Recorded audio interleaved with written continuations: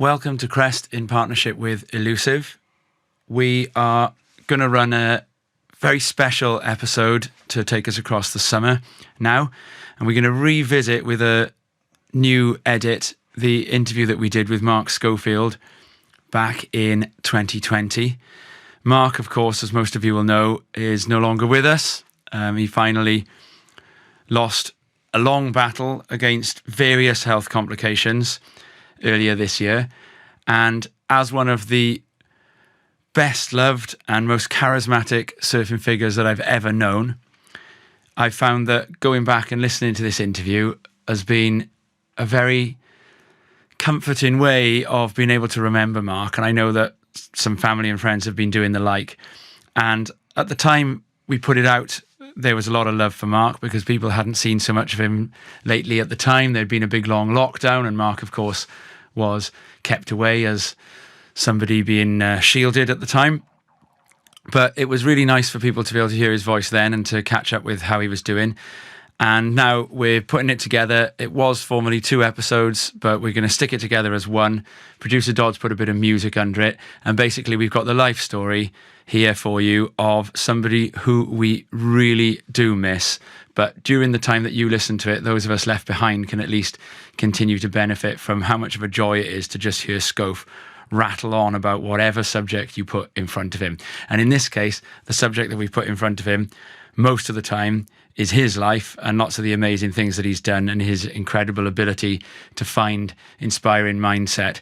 So we hope that you enjoy listening to this as much as us, and I hope that it makes you feel emotional at the right times and in the right ways as well. There's going to be a paddle out to honour Schof when those closest to him are ready, and of course we'll share the information about that. But in the meantime, we give you Mark Schofield Revisited.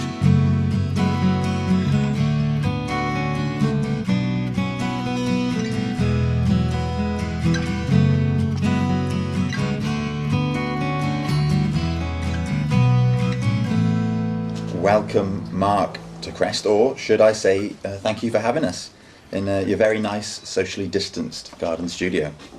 It's an absolute pleasure, boys, and I'm really happy to have you here. Dear listeners, you heard in the intro that today's guest will be talking surf, health, golf, and everything in between. A curious mix, you might think, but not for Mark Schofield. Yes, Mark has scaled the heights of Welsh, British, and even European surfing. But the highs are balanced by what for many would be crushing lows. He has suffered severe life-changing and indeed life-threatening setbacks in the form of chronic illness. But this is a man who's also stood out in cutthroat lineups while still plugged into a dialysis machine nightly. A man who has smiled at his luck, or lack of it, and taken his lot on the chin. Where surfing couldn't be the tonic, he is also found in golf, a sport that allows him to channel his uncanny ability to be competitive with anyone and everyone, including himself. The buzz Schof derives from seeing the rewards of commitment are matched by his capacity for intricate, meticulous analysis and methodological improvement. Surfing, golf, poker, the guitar, the stock market, talking. You're not quite as good as me, Schof. Each becomes a metaphor for each, with the mother superior, wave riding, the driving force behind it all. Once again, thank you for inviting us into your garden studio for once, for what is a very socially distanced broadcast. And it is socially distanced for very good reason, because of course we're absolutely looking to sort of keep you out of the way of the current health crisis at all costs, really, aren't we? You are, boys, and thank you very much for that intro, which was a little bit over the top. No. I don't know whether I'm all of those things, but thank you very much for that. I appreciate it. Yeah, and I was just talking about the lengths that producer Dodd has gone to in the garden today. We basically brought the whole of the Crest garden studio here, and it's fabulous. It's a lovely informal setup. We've got a bit of an audience. Schof's son George is sitting over there. We've got the dog Bella, who might occasionally have to be sort of shouted at. She just ate some of my cheese and biscuits before we started. Jane is here and a couple of others. There's even a hot tub that some of the guests who are watching are going to be jumping into in a little bit. Yeah, we you know, it's all been done to make sure that you know this precious body of yours is sort of, you know, gonna live to fight many more days, and I suppose that is something you're you're used to doing, isn't it? This idea of sort of, that it's you've done all this, so I'm relaxed and not nervous. That's what it is, isn't it? I get scared in front of you guys. Yeah. Yeah, no, it is important for me to stay safe. I have sort of been hibernating in the house. Yeah. Luckily with my wife. Well, For the past, I think it's nearly 6 months now. It's a while. You're looking and sounding yeah. good though, Schof. It's great to see you. Actually, I think the reason why we go into all these lengths is because you've actually just come out of a period of radiotherapy, having had cancer through the COVID crisis. I have, yeah. I was I was pretty unlucky, really, that I ended up with cancer at the very start of the COVID crisis, which was, even from my standards, was a little bit scary, to be quite honest with you. When unfortunately, what happened is I came back off holiday from Tenerife. We were actually the last flight to leave Tenerife. The plane actually came over empty, took us back home, and at the following week I actually go in to have my operation, which was literally when the hospitals were shutting down and the whole thing was just going nuts. So it was a pretty scary time when I was all booked in, I was all ready to go down, and the surgeon came along and he had a real straight face, remembering I was literally on my own. There was no guests in there at all. Well, no visitors. Can't say guests. There was no visitors in there, and the only thing I was talking to George, Jessica, and Jane on the phone, and the surgeon came in and he basically said, "Look, if we carry on with this operation, you've got to sign to say that you won't use a ventilator because you are volunteering for this operation." Wow. So. And this is obviously, we rewind to this long ago. We knew very little. We knew very well. That's why the Didn't we? hospitals, they basically were shutting the hospitals down, and they believed that if you caught it, you would go. You would literally be on a ventilator, and I had to turn around and say, "Look, I won't have a ventilator." Take the chances. So, fortunately, I did go ahead. We all made a decision, and I did go ahead. And I think it was the right thing to do, to be quite honest with you, as this whole thing turned out. They sliced my neck out and put the tubes in, but I was literally in hospital for, I had to have a neck dissection, and I went in on the Monday, had the operation Monday afternoon, and came home at Tuesday at 6 o'clock. Jane picked me up from outside the hospital. And then began the 14-day wait to hope that you hadn't caught and the then, virus while you were in. One, the virus was the big one, and secondly, I had to wait to see what this cancer was and whether it was whether I needed radiotherapy. Unfortunately, I also needed radiotherapy. So my next bit of it was I had to then go to sort the radiotherapy out in that period of time. So then I went into Velindre, which you can imagine Velindre in the height of the coronavirus episode where nobody knew anything about it. It was pretty serious again. I had to go in on my own, and I remember sitting in this quite small room with one of the consultants. She was all masked up, you couldn't see her face. I'm all masked up, and she basically said it in a nice way, but basically she said, "Look, you either stick with the cancer and hope it doesn't come back, or you go for the treatment. But if you do have the treatment, where you are having the treatment on your throat and your mouth, you will probably die if you catch the coronavirus. So your choice is cancer or coronavirus." Again, we're fortunate now, we've got mobile phones and stuff. That was done with Jane and George, and Jess made the decision, and we made the decision to go for it. Right. And I must say, it was, the experience was pretty, I wouldn't like to have done it the first time round. For me, this was a second time round, which made it... Yeah, because you had cancer before. Yeah, I had it before. I had it on the other side of my neck, and that time was a really rough ride on it. So I was expecting to be really bad, but Wow. this time I got through it as well as I possibly could, to be honest. So no, it was something that I wouldn't like to experience again, and I wouldn't like other people to do it, because it's a lot of stuff. I mean, when you think about it, people are worried about the virus. You sit there and you think, when did you ever think people would decide cancer was a better bet than coronavirus? You wouldn't think anything could be worse than cancer, would you? And at that point, it is getting better, and people do know more about it. But remember, I was literally We're talking. Right at the beginning. We're talking March the 16th, which is bang on. Yeah. That's when when all the schools shut when the down, I think, world that week. was going. Yeah, well, the schools were shut in, and we're meant to be going in there, and they're And telling some of the them schools to were be shut coming. in. They were saying it might be for a week, it might be for 2 months. You know, Correct, so, yeah. so no one knew what was happening. No, it was a scary time. It was scary to go. I mean, in fairness, the only good thing is the roads are all clear to drive in there and stuff. It was a nice run in. This of course, wasn't the first time that you'd had a run-in with serious illness, as we've mentioned. Your first came when it could be said that you were at the top of your game surfing-wise, and at the tender age of 21. And I'd like to focus on that early period in your surfing, first of all. Oh yeah, let's talk about surfing. Yeah, where did it all begin for you, Schof? Yeah.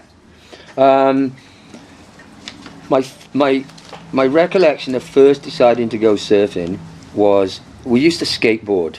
There was Terry Davis, Bobby Phillips, and a couple of the others, Andy Price and stuff. We all used to skateboard quite a bit, and they used to have a thing used to be called a glider fibre ramp down in Cozy Corner there, and there was a ramp there. And one day we went up and we went into what used to be the swimming pools on the seafront. Do you remember the concrete rock pool swimming ones? Yeah, the pools, Billy the rock pools, pool they called ones? them, didn't they? Yeah. Yeah, and the bigger one had sort of like a what was it? It was a scaffolding fence on it that was falling out of it. They're pretty dangerous things, really. And you could stand there and you could look over the sea, and then you'd wait for the waves to break and stuff like that. And one day there was someone actually surfing at low tide Esp, and the two of us or three of us that were there decided we'd go surfing. So it was Bobby Phillips, Terry Davis and myself. That's how I recall it. Someone could recall it differently, but as far as I recall that, and that's the moment that surfing was, we were going to give surfing a go. I remember it was either Bobby's brother had a surfboard, he was older than us, and he had a surfboard in the Of course, garage. the boards were quite hard to come by back then. They were hard to come by, yeah. God, back there it was They were 10 a penny like now. they weren't all over the shop, and I can remember. I'm looking back now. I can't remember whether I had a board first of all that I surfed on, or whether I always remember my very first board was bought from your dad's shop, or used to be your dad's shop, Rob. What was it called? I honestly don't know. I have to find that one out. Because I know Fluff had it, didn't he? And then Sharky had it. There was Fluff. I think was it called it's Fluff, and then my dad went in with him. And then I think my dad carried it on, and then they sold it to Sharky, or he sold it to Sharky. That's it. I can remember I saw my first pair of board shorts in there. I can't remember the brand, but I'll find out the name for you. They had their board shorts in like the middle rack, and they were there. Anyway, the board that I ended up getting was a board called it was called the Flying Fish. It was a white board, and it was a single wing swallowtail, and that's the board that I very first started surfing on. And I believe it was a single fin. And that's the time that I remember. I also remember my first wave, as in surfing the green wave. Rest Bay, tide halfway in, caught a broken wave, and then it reformed. And I remember the sensation of it going from, when you ride the foam, it's quite hard to ride the foam even for a good surfer, and it's because it's the movement. Yeah, you don't have that control. You don't have any control. But as soon as you get any little, the green wave, the surfing, it goes smooth. It's just you're there. And I can remember that feeling of going. And I was actually probably the last one of the bunch to actually ride the green wave, as they would say. I was pretty. I was a pretty slow starter, really. So by the word bunch, I'm assuming that you're referring to Brad Hockridge and Simon Tucker. No. I can tell you a real good story about that. I can remember watching Brad when I was in there. There was Bobby Phillips, Terry Davis, and myself were the main ones at surf. That's where we used to change in Bobby's house, which is on Severn Road by the school. His was the closest house. We used to walk down, and we used to mainly surf the cove. We used to go down the rocks and surf the cove. People don't surf it as much now, do they? It's like a wander down. But that's what we did. It was popular during lockdown. Was it? Yeah, it couldn't be because seen. he was out of the way, sort of thing. Yeah, that's where we surfed, because it was the closest one down the rocks. But no, I can remember watching. There were two people, but I remember Brad vividly, and I've told him this. So I remember watching Brad catch a wave, and he got down from the wave. He got down from the wave onto his belly and belly boarded in and got out. And I thought it was like insane how good he was. Really? I thought it was just amazing because I'm like wallowing around inside, and he's there being able to surf. But it wasn't long that you carried on thinking that of him, though, because your learning curve was pretty steep. And I think this is one of the things I find very interesting about you, is that you've always sort of looked at activities from the point of view of how do I quickly reach that kind of the upper echelon, so that something can be done. And how long was it? It was about a year before you were. It was around about that. It was pretty much.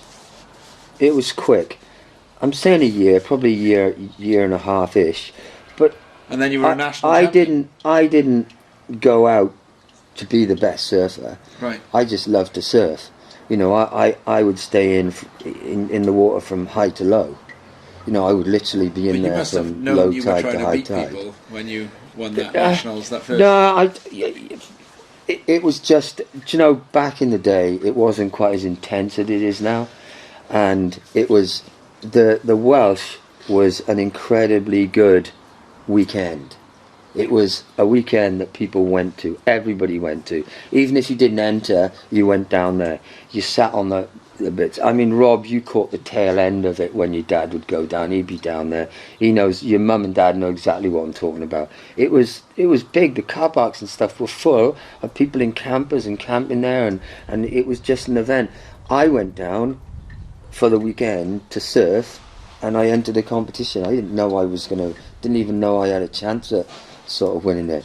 You know, there was I can't even remember the boys in it. I remember the boys in the final, and I don't know.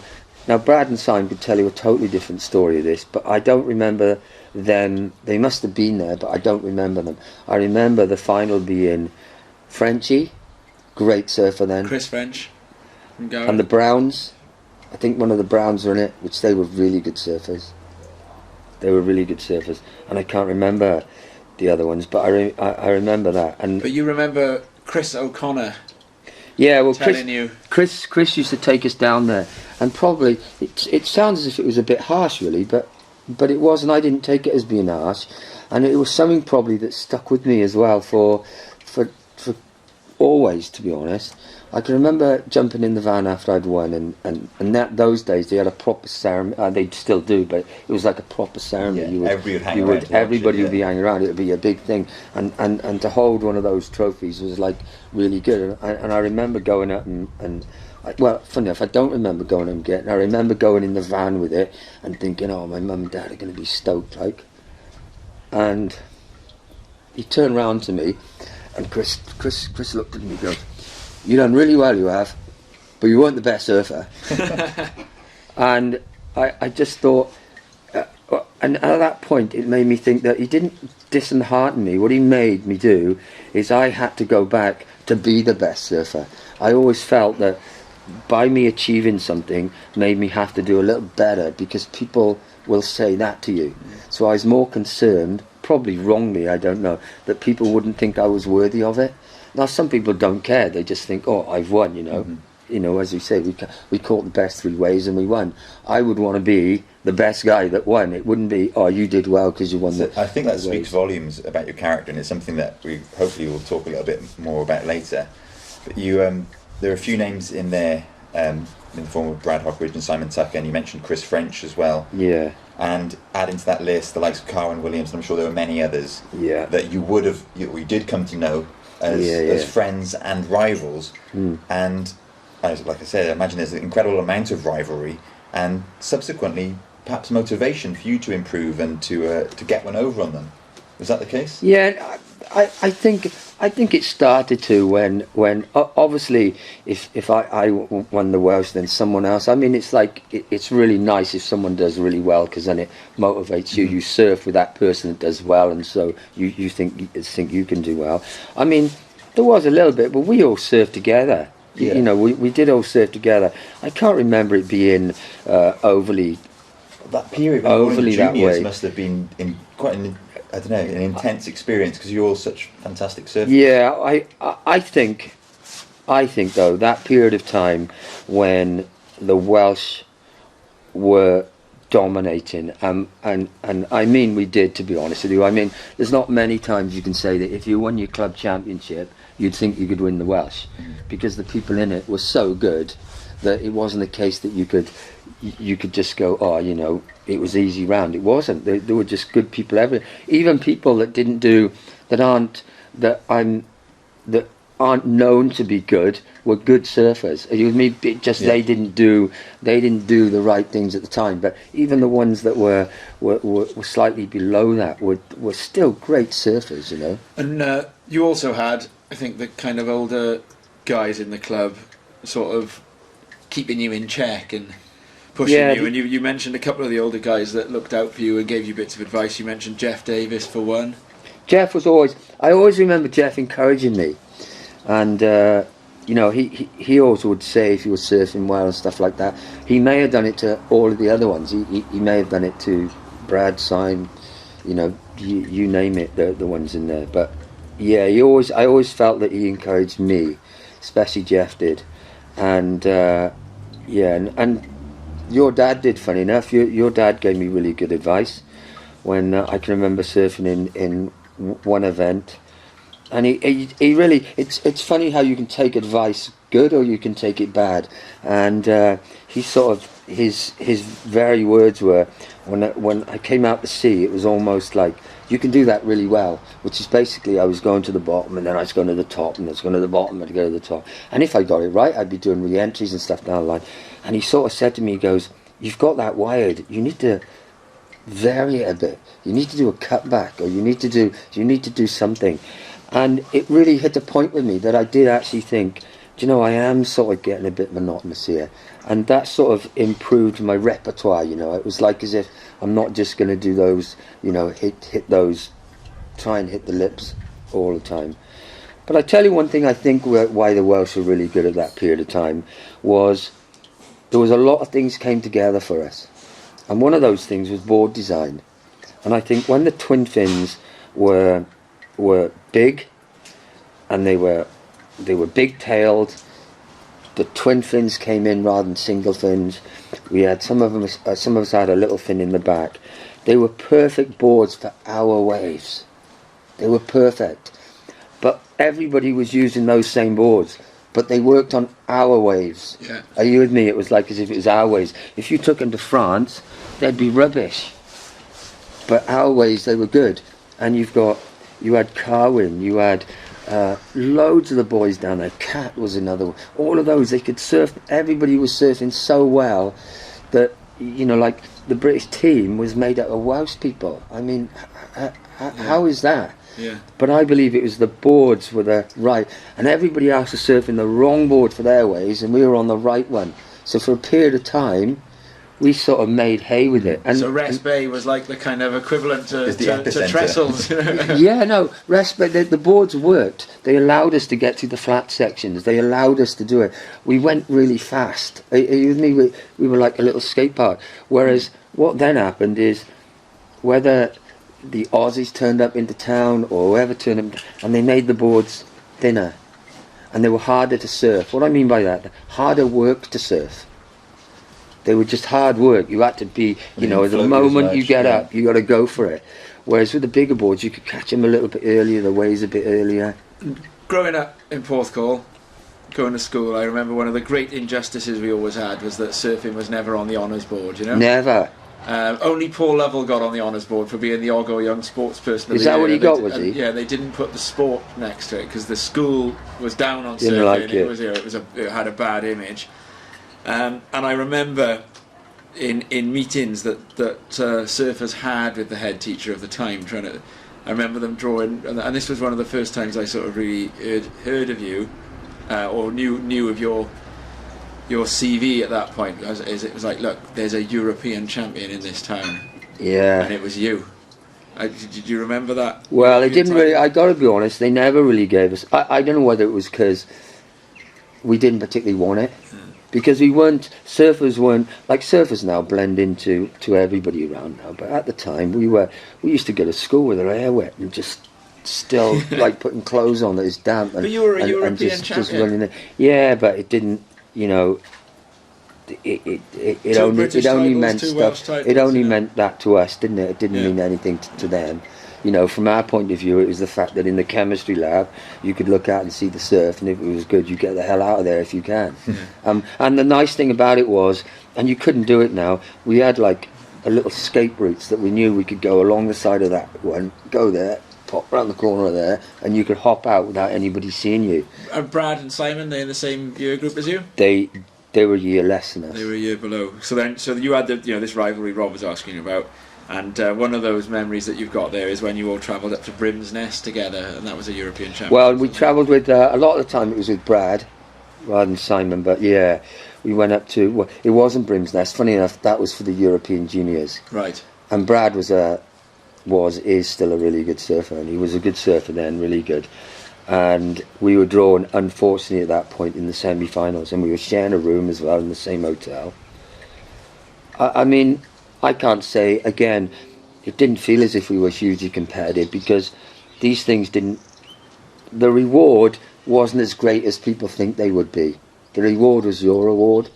Do you get what I mean? I didn't suddenly intrinsic, get isn't it? a deal and Yeah. I've got my life is sorted and I've done, which would have been beautiful if I'd won the European Golf Championship. I would have been sorted for life, but it wasn't like that.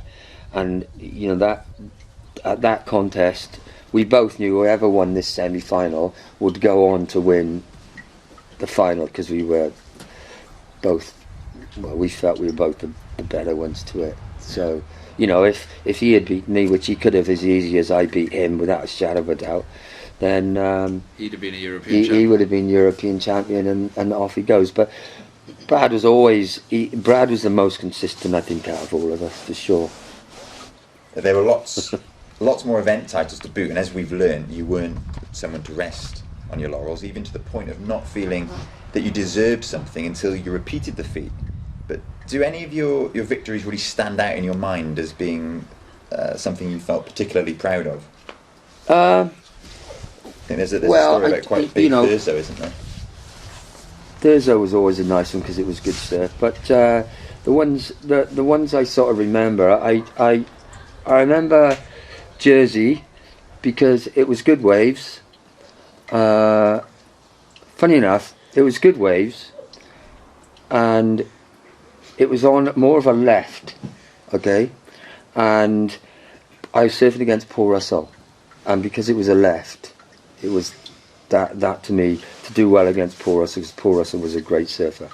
But in the final, though, And Paul Russell's now a oceanographer, isn't is he? he? I don't know much. But Paul Russell was we always remember him. He lived in Leicester, and he used to travel around with his parents all the time.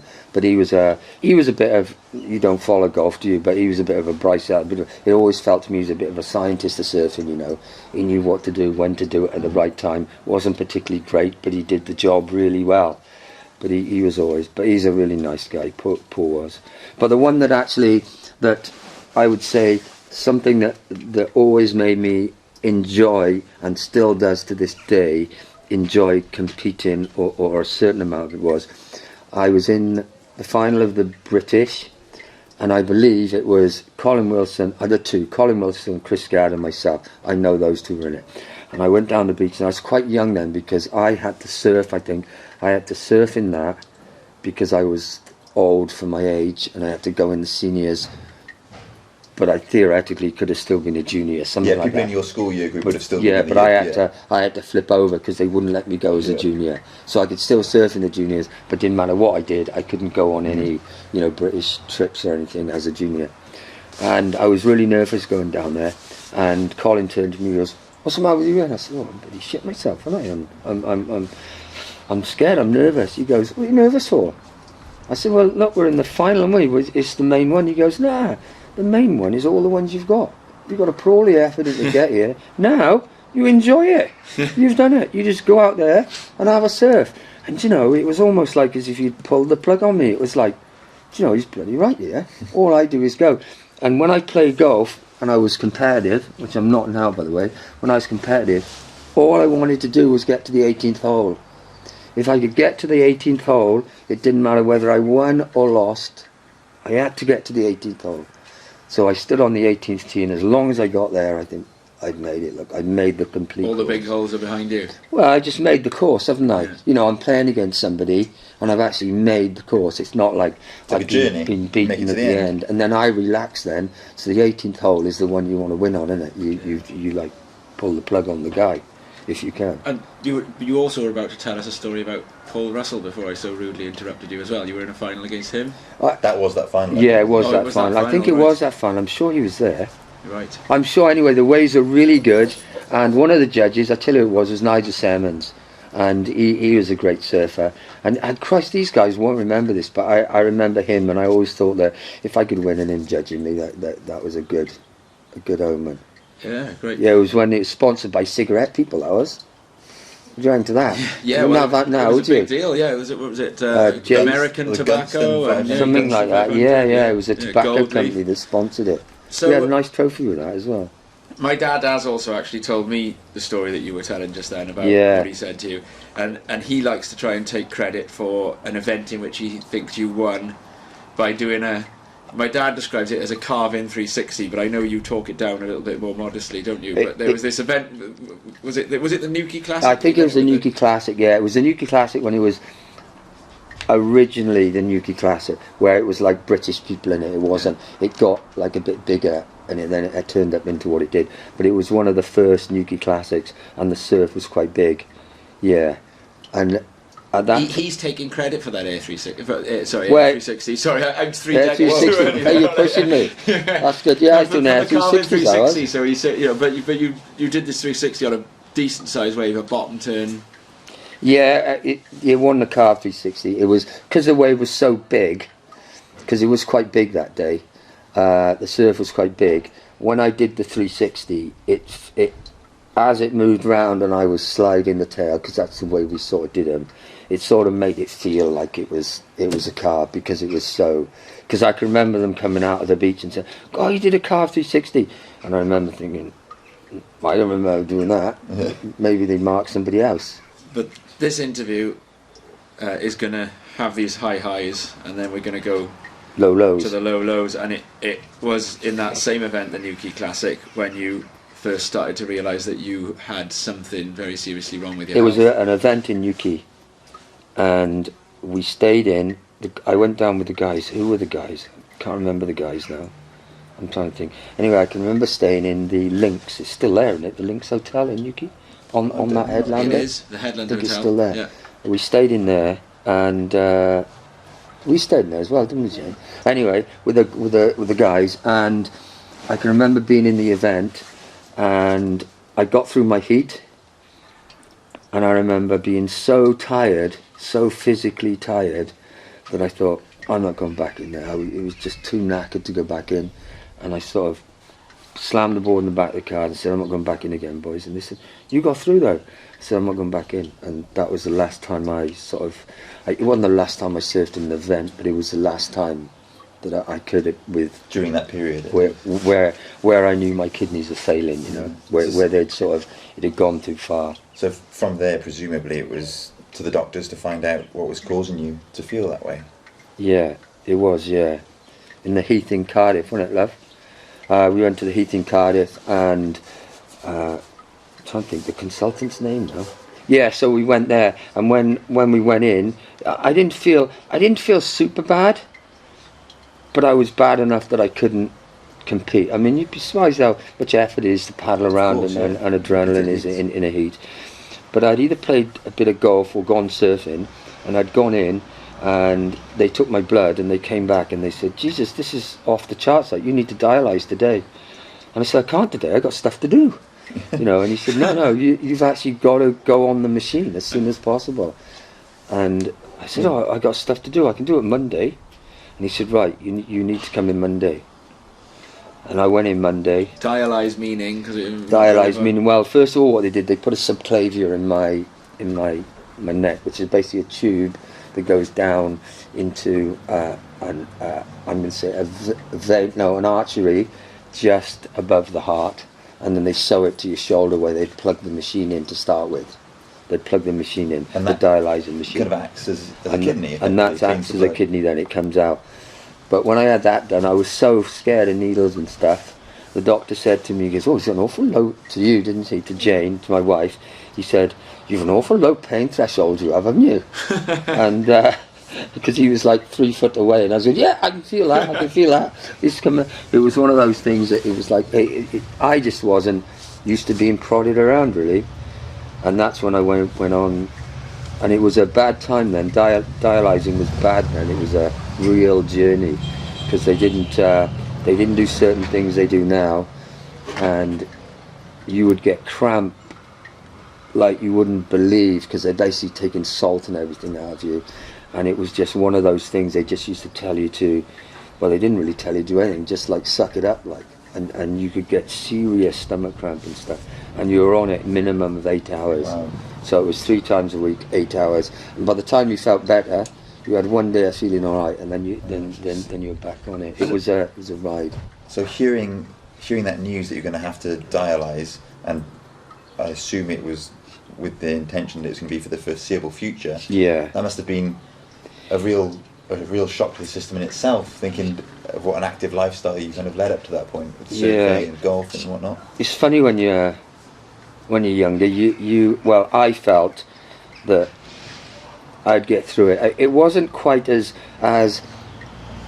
blind as that. My mother had already gone for tests to see that she could give a kidney, and she could. So the period of time that I was meant to be on dialysis was meant to be relatively short, because it was her getting tested and they do. Anyway, doctors going on holidays and certain things happened. So I was on dialysis about 2 or 3 months, which is much longer than was meant to be. So there was an end to that because my mum was going to give me a kidney. Yeah. So it's always like, the problem with things is if you have things there's no end to, you can't like focus on stuff. So I was fortunate at that period of time to have a period where I could see that there was going to be an end to it, which was nice, which was good. Which in the end she did give me a kidney, and it was incredible when I actually had the kidney and got it. And fortunately she's been really well from it. She's really well from it. Yeah. I mean, she's coming up to 80 now, so she's lived quite a long time with the one? with just the one kidney, yeah. Yeah. Yeah. Fighting fit. I saw no, Gene she's- Schofield strolling down New Road the other day. She's really good. I don't think she's suffered any side effects from it at all, you know. And we're going back quite a long time now. What are we going back? We're going back For 30 years. at least 30 odd years. Yeah. Presumably, the transplant system and everything that goes with it has changed substantially in that period of time. It's changed loads. Even dialysis has changed loads. It's improved leaps and bounds like you can't believe. So you carried on surfing and travelling again, then you got a second lease of life, you're back out there, you're surfing, but it was somewhere around now that you started to realise that you had the potential to be very, very good, as in we're talking No, the decimal no. points, sub 3 at golf. Yeah, well, no, I never thought I could be good at golf, to be honest. I played golf because I tell you why I started playing golf. This is a funny story, this is. I started playing golf, and maybe the boys, I don't know which boys are in the background, but it's either Brad, Simon, Dave Tucker was a real influence on me when I was Simon's brother. Yes, because he's a big golfer, isn't he? Simon's brother was, well, not just in the golf, even surfing. Yeah. I was very friendly with Dave, so a lot of the time, and it's quite sad really, a lot of us will miss Dave out, and Dave was always there. Dave Tucker was always there, and Dave could have been there. Anyway, my old man had some golf clubs and we changed. And I held the club cack-handed, and my mum's garden has got, it goes out onto like I'm saying, it's a playing field now virtually, but it went on to nothing, you could just do. And I stood there, and I whacked the crap out of this golf ball, and it flew miles. And I thought, it was literally, I can do this. Well, I can play golf, that's really easy. And that really got us sort of hooked. It was me and Dave actually that got the bug. But don't get me wrong, I didn't find it easy. I practiced. In golf, I liked the practice. I even I used to enjoy the practice of playing golf. to the point that I preferred to practice sometimes and actually play. So I enjoyed that. So the grind was good. Some people don't. They just prefer playing. But you did basically decide that you've gotten good at surfing. There wasn't a huge amount of money in it. If you can get good at this, I wouldn't say, you're well, going to be quids in. I probably dreamt that I would, because I was quite young then, like we Was all it did. 2.6, is that that? Well, Yeah. I dreamt that I was going to be a pro surfer, like, and earn £3 a day, like. You know? But no, I But you did win stuff at golf, and No, I played okay. yeah. I played pretty good. I mean, there's some really good people that play golf, and I practiced a lot. My biggest achievement probably is my first handicap was 9. So I went in as a single figure handicap, which, if you ask people, that is a pretty good, and that isn't me saying that, that is on record as I went in at 9. So I went in pretty early, but that was through practicing. You know, when I couldn't join a club, because golf clubs were quite hard to join then, Yeah. and when I couldn't join, I would just practice it, just under the golf balls, and I enjoyed it. I enjoyed But it. in golf it balls. was. I've said this figure a few times. I feel like I'm on Newsnight here. And Yeah. I'm trying to get. No, it trying is. to get rid I of did. this politicians. My 2 lowest point- handicap was 2.6, I think it was. 2.6 was my lowest. I mean, theoretically, You're good to go in a couldn't- major. You couldn't now, because they've got better over the years. But at that point, I could have turned pro. Yeah. You had to be below 3, and you could go pro. I'm not saying you'd earn any money, but you could go on the little tours, and you could turn up, and you could whack a few golf balls, and you could try and get in the Open if you could do, qualify miles away. And going round a golf course with you is one of life's great pleasures, I have to say, because just watching how obsessed somebody can be with all the sort of nuances and details of golf, and you often tell me that you see these kind of crossovers with surfing. Yeah, I think I like to think all stuff does to a degree. That with golf, one of the things with golf is the competitive side of it. I think the fact that I think that's a crossover with sport, and also how calm you've got to be. There's not many sports you can't get angry with. Yeah. What I mean by that is you can't just walk up and go, I hit a bad shot and whack the crap out of it and it's gone somewhere, because that's it, your round's finished. You've got to always be on it, haven't you? Always be calm and focused. And you're saying as well and going for the next shot. that like surfing, you can hit a dream shot, like your best wave ever, but then the next day there'll be a tiny bit more Next dew on day, the grass, or the wind will be yeah. slightly different, and that same shot is never ever going to be. Yeah, no. Replicable. Although you play the same course, it is different all the time. George will tell you that he plays, and everyone is different. One day you shoot, you think you are going pro. Next day you think, Christ Almighty, I'd be lucky to hit a golf ball. It is incredible how much it changes. But yeah, I think all sports. So I mean, Kelly Slater plays golf, doesn't he? And a load of the guys play golf. I mean, it is one of those things that I think it's because every shot is so intense, everyone is so important. There's no doubt. And there's games within games. There's putting, isn't there? There's putting stuff. I know Kelly Slater is a big sort of one that works it through and stuff, and also body movement. That rotation. Because a lot of people don't get that. But if you look at the way a golfer hits a ball, especially nowadays, and they've all worked it out, it is the way you would cut back, the way you would do a re-entry, the way you use your body to get the best power out of that manoeuvre.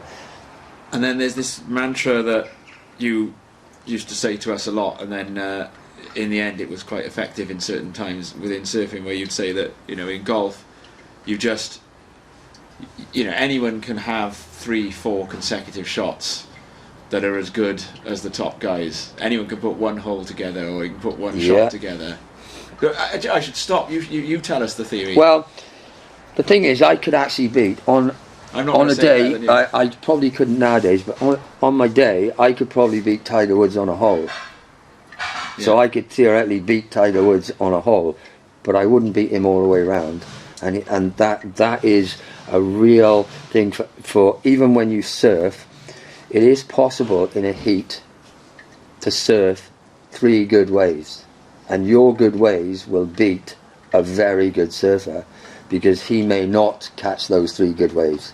So as long as you put your 3 good waves together, you're in with a chance of beating most people. But then the top guys are the ones that put The together, top guys, they put together 18 the holes. the top guys put it always together. I mean, a lot of them. It is changing a little bit now, but most of them will play like 80%. I only need to do 80%, and then I do it a little bit. Like, I suppose, you know, as I said, as I bring it back to, you know, when you're in the final, you let loose because you've made the final.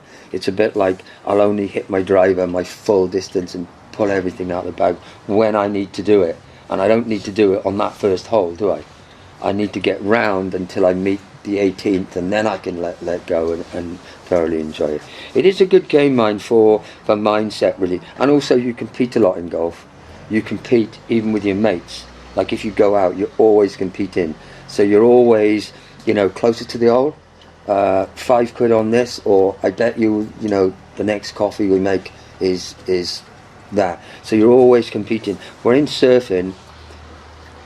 I know you've got people, and we didn't do this. To be honest, we didn't do this, so we weren't as competitive as some of them are now. The only thing we did that I reckon was really good as a team, and this is all of us, from Dave, Simon, Brad, we would stand on the beach and we'd tell the guys where the waves are going. We'd stand on the beach and we'd point and go, set coming left, set coming right, set coming in the middle, and we'd sort of help them out. I can remember doing that. So we'd be down the beach and we'd try and get the guys through the heats and through whatever.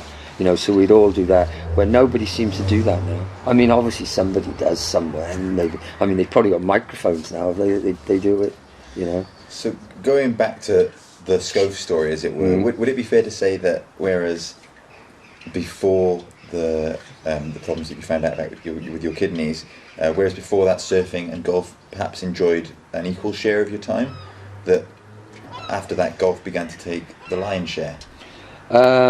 Probably because, I don't know, I could say that I lost a little bit of the buzz for surfing.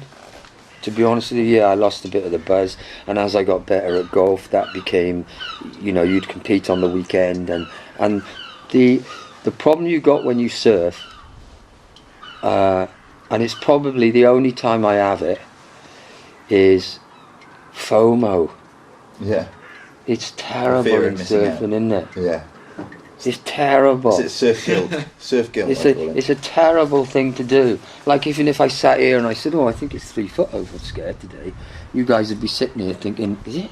Yeah. Is it? It's not 3 foot over scared, is it?" Yeah, exactly. It's that twitch. And if someone goes, I mean, even when I was, you know, even if not even when I was surfing, even when I was older and I was surfing, and someone would go and surf the Esp and I was in Rest Bay, I'd be worried the Esp is really good. And the problem you get is, which I have tried to instill in George, you've got to enjoy where you are.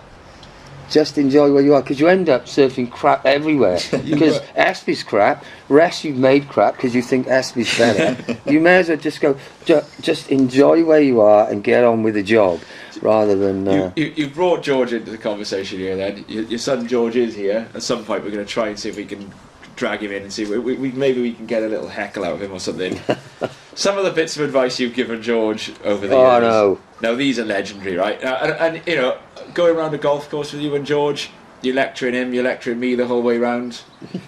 George, you probably remember that time when he took us round watching the Open. That was good though, that was, wasn't it? It was great, and you were every single shot you were going, right, look at this, what this guy's doing here, look what he's doing here, look, there's the caddy with a notebook. You were loving life then. I was loving it, but then you stop us off by the driving range and you go, hey George, here, look, you boys will like this one, look at this. Yeah. There's a golfer practicing. That was good watching the golf swings. And the golfer practicing in the driving range is called Willie Wood. You're like, yeah, Willie Wood. Anyway, carry on. All these serious stories. I remember the first time I ever played with you. You were you went to tell me something about my stroke. I said, Schof, no, just let me hit one shot, and you can tell me whatever you want afterwards. You're all right, fine. So I hit the ball, topped it totally, travelled about a metre. And you must have waited like a decade to say this. You said, I'll tell you exactly what you're doing wrong. You're standing too close to the ball. After you've hit it. But the most famous of all of these that's continued to do the rounds is the famous £1.60 a metre quote. Yeah. Do you want to tell us that? It's funny, that is. That's really funny. Tom always remembers this. I can remember him bringing... I sort of said it really flippantly. It just like came out. We were at the Welsh... We're at the Welsh, and George was... Here comes the heckles. Yeah. and It still hurts. George now, was surfing the heat. Funny, it was by the. It's a High pipe tide that in front comes of the out. car It? park, There's a right, pipe front of that the comes pipe, out, yeah. and it was quite high tide, and he was in one of his heats, and I think it cost what? Poor thing, it was probably the under 10s or something. It was like a fiver to enter or a tenner Well, to that was enter. about 20 quid, I think. It was a tenner to enter. So I'm sitting on the beach watching him, and he must have gone on the whole in the whole heat. He must have stood up and gone about 4 meters. If that, the board is almost longer than he travelled along the wave. And I thought, when he came out, I said, Jesus Christ, George, that cost me about £1.60 a bloody for the heat, a metre that did. And Tom happened to be there, and he thought it was really funny. Yeah. Where I was just flipping, it was just a flip and I never throw. lived it down. I've never forgot. I took George on his first ever trip away. You know, his first ever trip without his dad. I took him to Pembroke. Oh yeah. A fiver he had for lunch. Yeah. I thought, oh, George, he's giving you a fiver for lunch. You know. No, and petrol money. That was. Well, that was it. You know the price of these burger vans down Yeah. Pembroke. I was going, oh, I think I had to top him up with a Yeah. couple of quid myself. And I dropped him back off, and you said, you've given him that petrol money now, George. I think he was sent to Ben Crandon, wasn't he? Yeah, spent his petrol money on lunch. No, it's funny that was, wasn't it? It is amazing how we try and sort of, but you can't, you know, as a dad, you obviously want your son to do as well as he can, but you can only do so much, can't you? You know, you can only do that anyway. Hey, you've done well. He's a smashing kid, and he's you know, in all ways, and he's got a good couple of big surf titles. To Yeah, his name and as he well, so. and he can grow hair, can't he? That's the And main he thing. thinks he surfs better The than hair you. farmer. Is this true? He thinks he surfs better than me. I've never. Do you know? I think. You're stirring the pot. Yeah, I think. Do you know something? If you put us, if you actually, we've had this discussion, but I always think that if I looked at the guys now, the surfers around Portugal, I probably think they would be better than me. But I would like to think that if I had their equipment and I was them, I would be better. Well, we than had them. that conversation. But It's I think the comparison that people often make about the 70s Welsh Rugby 15 Yeah. against the current one. No, and it is, obviously yeah. the current one would beat them. However, given the opportunities and the training and Yeah. the nutrition and goodness knows what, would that 70s squad hold up to Yeah. them? They probably would. They would. I would like to think that the people around here are better than we are. I think, but surfing, for whatever reason, and I don't know why, has sort of moved ahead of a lot of people in Wales, and I don't know why that is. You know, I can't solve that problem, but it moved on. You know, from when we were there. I don't think if you know, I can only speak for myself, but I don't think if I was around now, I would be British champion, because I think the people elsewhere are better than, they've moved on. Are you with me? As I said before, and I'll come back to it, we were in a great era for Welsh surfing, and we had great people behind us, PJ, you know, your father as well, you know, all of those people were good around here, and we had that, and I don't know why it left. I sometimes put it down to boards, but who am I to say that? But I'm just saying that I look and I think I wouldn't have made the difference. I don't think I would have been sort of, you know, you wouldn't have come round here and gone, oh God, you're British champion. I don't think I would have been. And we lived in a good era. I tell you why as well, is we flew to Australia on British Airways, and we paid like 50 quid or something. You know, we didn't. It was all paid for. We had wetsuits and we had tracksuits. It was banging. It was really good. And but it wasn't always sunshine and roses, Mark. And some things were slightly more difficult, such as a trip to the north of Scotland. Yeah, we did a trip when we went for the European surf competition. Myself and Brad decided to go up earlier with a guy called Chris Chip, and the car he had was a Robin Reliant Kitten. Now what a Robin Reliant Kitten is exactly the same as a Robin Reliant, except with 4 wheels. That's the only difference. Yeah. So it was as light as a feather, it was really small, and it had I think it was a 950, but it could have been a 650 engine in it. Like a two-stroke. Literally like a little ditty engine in the front. Anyway, he reckoned that this thing could get to Scotland. So we strapped our 6 surfboards on the top of this van, and off we went. We couldn't do it all in one go. We stopped. I think we stopped in Inverness actually, but I can remember bombing our way up there in this Reliant, and it would go really fast down the hills, and then we'd go really slow up the hills, really slow. And if anybody's been to Scotland, which you've all been, they are long, drawn-out roads once you get past. Yeah. Oh, it's a long way from Inverness. Once you get past Manchester, Scotland seems like great. I'm in Scotland, but you've got the same distance to go. And this is all pretty new to us anyway, to go up to Scotland. So this little Robin Reliant would bomb up there, and it was so funny. I can remember him like telling us to drive and stuff, because he was taking, we were just sitting there for ages, and we'd sit on the wheel. I can remember being like white-knuckled, because we couldn't, I didn't have a driving licence or anything, and we were there driving away, holding on these roads that were going, and they'd go really fast. And if there's a car in front, you'd hope the car would go up the hill before you actually met the car, so you didn't have to overtake it. Lose your revs. So you'd be going down the hill like the clappers, and he'd be going, don't lose your speed, don't lose your speed. And you're going, there's a car in front, there's a car in front. The Chris Chip School of God, Motoring. yeah, no, it was amazing. And the other thing he used to make us do, he used to, these were just classic times, because Chris used to take people on trips, didn't he? That was Chris was great. I mean, And he's Chip. some people live in, because he lived in Chippenham, and there were loads of Chips. It's Chris O'Connor who we mentioned in the last and it's a episode, classic yeah. Welsh thing, and you name the people where they come from. So that's how he got the name. But I got on really well with Chris, and I still do, and so did Brad. And anyway, what we used to do, we used to either go around his house, or he'd take us on trips, and he used to make us mow his lawn and stuff before he'd take us to like Aberafon. We had great things, but his wife would want him to mow the lawn, so he'd have like 4 of us there mowing the lawn, sweeping up all of it really quickly, and off we'd go then to Aberafon with clean windows and everything for him. But what Chris had done back then, leashes were basically bungee cords. They were bungee cords.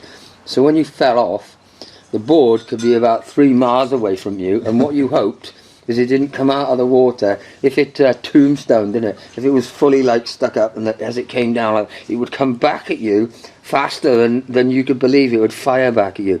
And Chris used to make these leashes, and these leashes were made from the rubber that goes across the road that used to do speed like things. one after the other, don't they? Yeah, it's like a pressure thing. They isn't still it? have Pushes them the now and pressure. again. You see them here I and think there, they don't do you? counting now, don't they? Okay. Every time we went over one of them, we had to get out and rip it up from the road, wind it up, and put it in the car, in his he was van. the leash. In his van, because what he would do, he'd make a leash out of it, and he'd got a way that he used like a Jubilee clip to clamp the end, and then you'd stick it in a vice, and you'd stretch it like as long as you could stretch it, and so the cord would go inside the actual leash, and then you'd put another clip on the end. It was quite, if that came out of the vice, you knew about it, and then you'd put another clip on the end, and it would all go back in, and there you go, you got a leash then.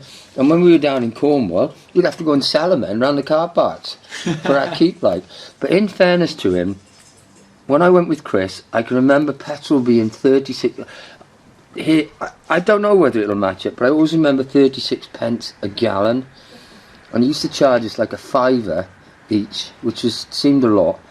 And we'd go around Cornwall, we'd go everywhere around Cornwall. There wasn't a break that he didn't take us to. We had the map with the winds and everything, and we'd get up in the morning and he'd say, right, we're going here, and he used to take us everywhere around Cornwall, everywhere.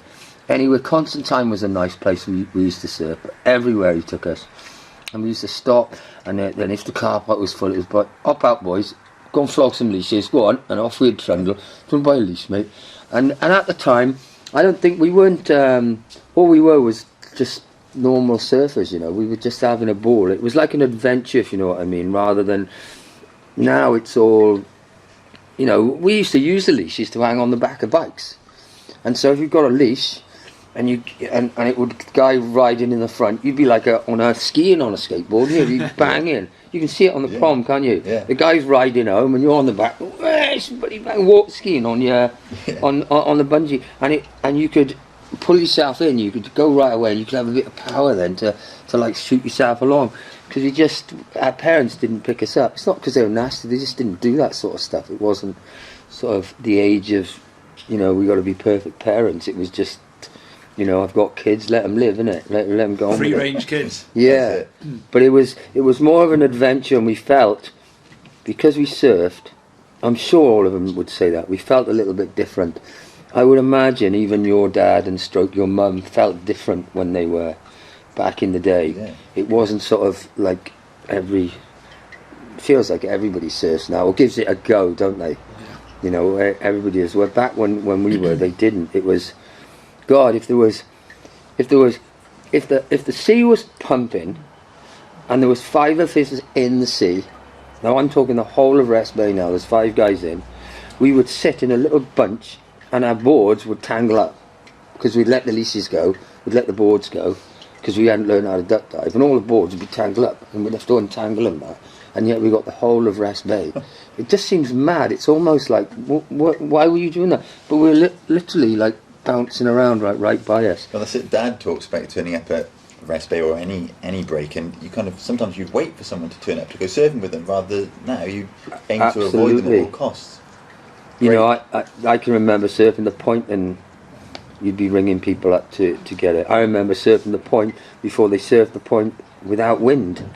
You know, it had to be a really windy day to surf the point. It wouldn't surf, you know, we'd surf The Rest idea of going there Bay. when it was clean. Just Oh, so we it could, didn't even heard of. It was only because one day I can remember going from my house with Mike Shilling, and it probably didn't happen exactly like this, but it feels that it did. We went from my house with Mike Shilling. I had taken time off school, so my mother lived down by the point. So instead of going to Rest Bay, we went in the point, and the swell was really good, and the point was pumping, and we couldn't believe we were sitting in the point with no wind. Do you know what I mean? In these sets, and it was like classic point, and we were in there, and there was, I tell you who was in there then, was it Beasley? Beezer. But he was a really good surfer, and I can remember watching he might him. actually no longer be with us, if that's the guy you're He actually talking about. moved down to northern Spain, is that Yeah. him? There were a few, weren't there? There was a really good skateboarder as well. He moved down to northern Spain. So you were there with Beezer? You No, were it was like the 4 of us were in the sea, and I couldn't believe how good it was. And then after that, it felt as if we would always be hunting like we always are, if there's a chance. Those days. But in fairness, it was never as busy. If you had 10 guys out there, it'd be busy for us. You know, we'd just be phoning each other up. No. And the S was a really good break as well. God, before they built that stupid, well, it's not stupid, but Concrete before the beach. break, you could actually try and catch the wave, and it would hit the wall, and it would have a backwash. Yeah. So you could try and come back on the backwash. Wow. And also we used to surf it more. It could go lower when you surfed it, and we used to surf it a little bit smaller, and it was a lot faster. It was just like a different wave. You know, it didn't do that bit. They were really good times over in the Espo. They were good. In last week's episode, the first part of the Mark Schofield interview, we left off just after you'd had your first kidney transplant, Mark, and you were getting quite heavily into golf, and you were still surfing, but perhaps not as much as you were, or with not as much dedication perhaps as you were before that. But it was also during this period that you embarked upon your career in the surf industry, and I've kind of got surf industry in inverted commas at this point. But it had started some years earlier, I believe, selling wetsuits out of your bedroom. Yeah. It had started. Originally, it started when your dad, Bob Blythe, came to me and he said, "How do you fancy selling?" Oh, you were 15, 16 Yeah, at the time? I was a little older than that. I think I was a little bit older than that. But he said, "Look, I know Tom Sherlock, Andy Sherlock. Andy Sherlock. Tom Selleck's my down- agency. Is that he Second Skin? he's my mate. Yes, Yeah, exactly. Second So Skin. Dad had the Second agency Skin. for that, I think, and I think he was okay. sponsoring you at the time. Yeah, he actually And gave you'd me. obviously proven he yourself actually and gave your me a ability to wetsuit. fashion leashes from rubber in the first Well, place. So. no, that was just Chris telling us to do crazy stuff.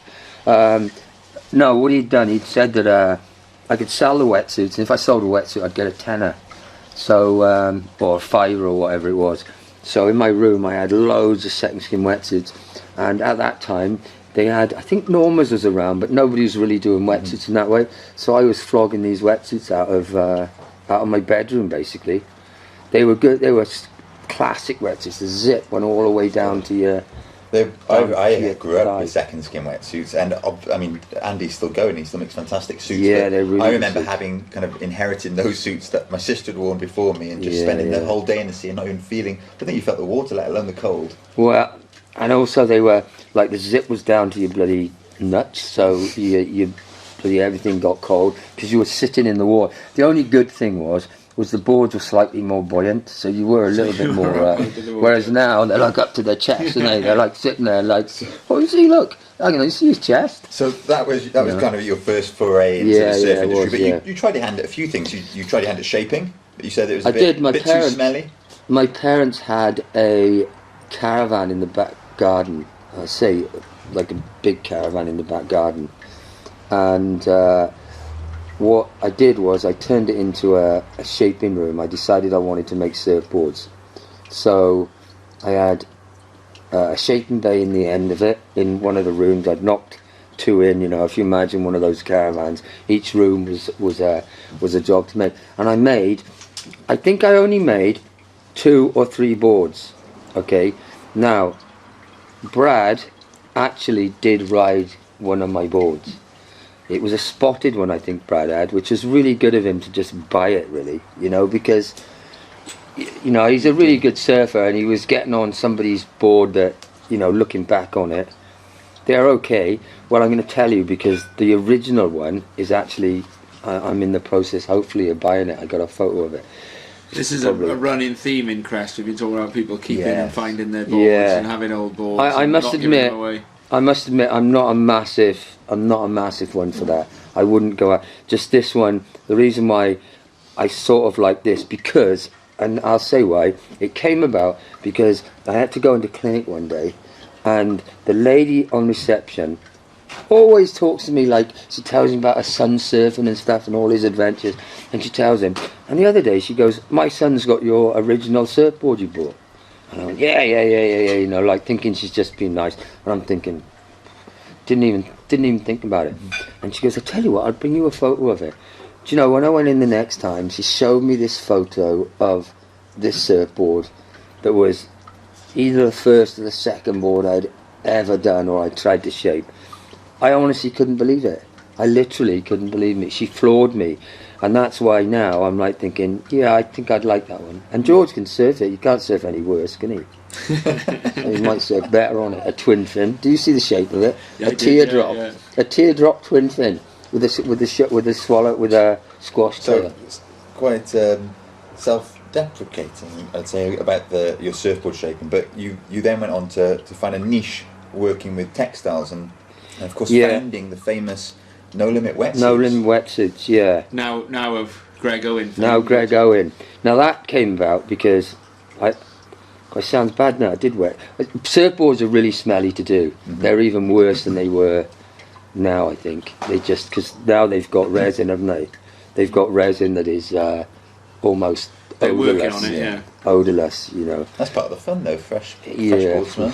Yeah, not if you're making but it's all in your clothes. Yeah. I remember I used to work in a chip shop in when Studio One, it used to be the cinema in Treco, used to be open, and I worked in a chip shop up there, and I just like glassed this board, and I went up there to work, and I went in there, and she goes, "What the hell's this smell?" I said, "What smell?" She goes, "Someone is buzzing in here." And I'm like thinking, you can't smell over chips, can you? Fish and chips, they buzz, all this stuff. And she goes, "Someone is stinking in here." And the woman was a really nice woman. She had black hair, I remember really vividly. And I'm sitting there, and my job was to peel the potatoes.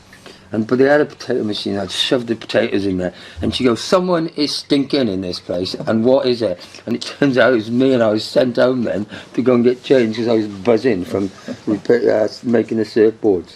But yeah, what I did then, sorry, got offline, I only just remembered that. I went then and I decided I wanted to make wetsuits, and I really thought this was a good idea because there weren't many people making wetsuits. There weren't a lot of people, and I felt that yeah, I could make a wetsuit. And I actually knew a guy who was a tailor, and I went to him to show me how to make the patterns and do that. And I started making wetsuits. And the WDA actually had The Welsh the Development Welsh Agency. Development Agency, as it was then. They had a unit in Treforest Industrial Estate that allowed textile people to try and set their business up so they could get started. And I went in there and I got on really well with the people that were in there, and they had a machine in there that would do it. In fact, they bought the machine in for me to actually do it, because they were all for that sort of stuff. And I started making wetsuits, and I enjoyed that. I surfed as well as making wetsuits. There's some pictures of those. There's quite a few people that actually had those wetsuits. They're actually okay. And I stopped because at that point, what we did was myself and Ben then went into Ben, Ruddle. great surfer. He is a good Yeah. surfer, yeah. And he was a really good guy, he was. He was a good friend, Ben was. And Ben and me set up a business making no-limit wetsuits. And the funny thing about it, back then, neoprene has done the same thing. Now again, it's sort of come into fashion. But back then, we would be making our wetsuits, and then we started making older wetsuits, but just stitching them together, gluing them and stitching them together. That's basically what So we they'd did. send them to you as like a... So they'd send them all cut up, and we would actually stitch them together, sewing and stuff. And that's really what we started doing. And then we got a phone call then from a guy who wanted us to make the knee protectors and arm protectors, and it was just a random phone call, to be honest. And he said, do you use neoprene? Yeah. And we started making them then. We started making some of them. And that's really how the factory grew. And then we stopped making wetsuits when we were offered a factory in Port Talbot making ladies' clothing. And what we did, we took the no limit bit, and there was a room that we could put it in. So we put all the materials and the machines and stuff we had in the room. And we offered Greg an opportunity. Greg was like really keen, because what he did, I think he either did the repairs or he came every so often to do stuff, and he then started doing it. I can remember once finding him asleep in between the sheets of neoprene. He'd come down, because we always wanted him to be there at a certain time if he could. And he come down, he jumped in he got in between the neoprenes, and he's like fast asleep like a little baby in there he was. But he was only young then, he was a young boy.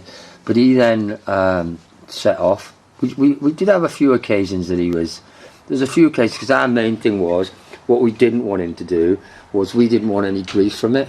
Do you know, like a hands-off thing. Yeah, it was like, I don't want grief. I don't want people ringing me up telling me you haven't turned up. And there was occasion that he did it, but after that, Greg did it, and look at him now. He makes a great and he's wetsuit. carried it on. And he's still got the same machines that I had in the beginning: a Treasure blind stitch machine and a triple stitch Singer machine. Yeah. And he's still got them. I could still repair those machines. And he makes a fabulous wetsuit. He does a good job, Greg. So yeah, he's a good guy. You then grew in terms of your involvement in the surf industry, or I suppose the industry you were in grew.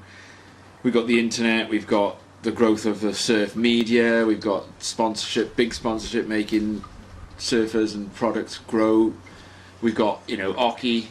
Billabong hitched their star to Oki, Quicksilver hitched their star to Slater. The two companies become sort of stratospheric. Rip Curler hitched to Curran.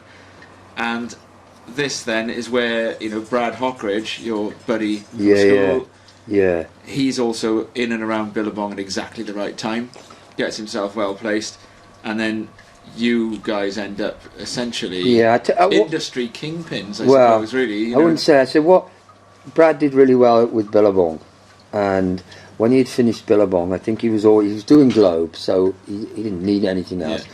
But someone had offered him the Realm to do. Yeah. And it so happened that we were playing football together, and he said one day about getting stuff made, and I actually knew people that could get stuff made in the Far East.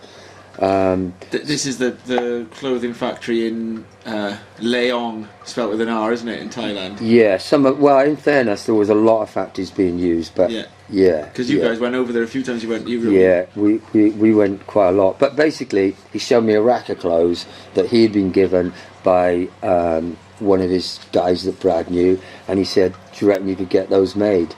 and I said yes, and then from there we sort of met with people, and it was a hard job then, and I tell you why, because we didn't have all of the instant photos and all of that. We basically had to, pack the garment up, and we would send it by small post to get it to Thailand. They would look at the model, I'd ring up on the phone and try and talk it to them. Now you've got video stuff and all that. It's amazing how far it's come from when we did, and then we would fly over there, visit the people in the factories, and off we'd go. But we had you'd fly the other way to California and meet. Yeah, we would sometimes.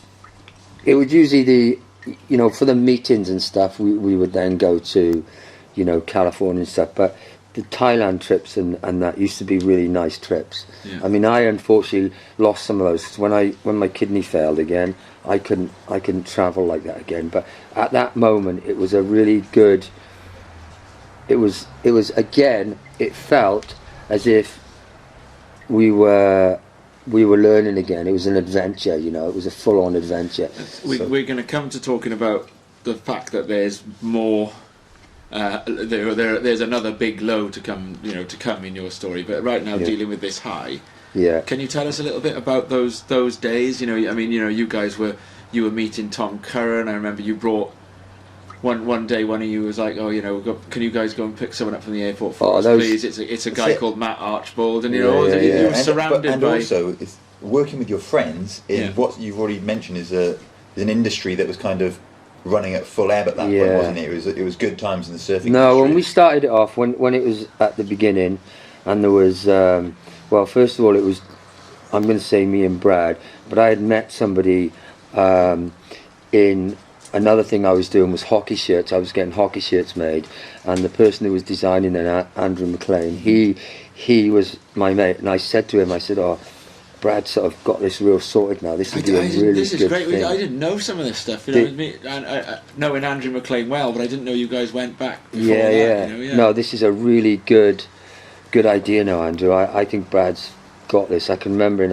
a cafe in Cardiff, and I said, I think Brad's going to do this good now. He just seems to be on it with it. And he was actually working for.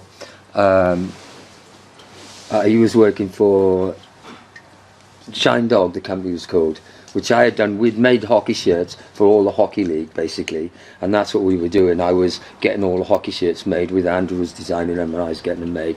And so from that, we sort of pinched in from Shannon, but it wasn't quite like that. And then Andrew came over. First of all, just part-time, we'd go over his house, and we'd go through the whole range bit by bit. We'd go to the range and say, right, we like that, we don't like that. Send it over, get it all made, and it was basically box would come in, and you'd think, great, it looks pretty good. And then if things were wrong, we'd have to then rejig them and rewrite them.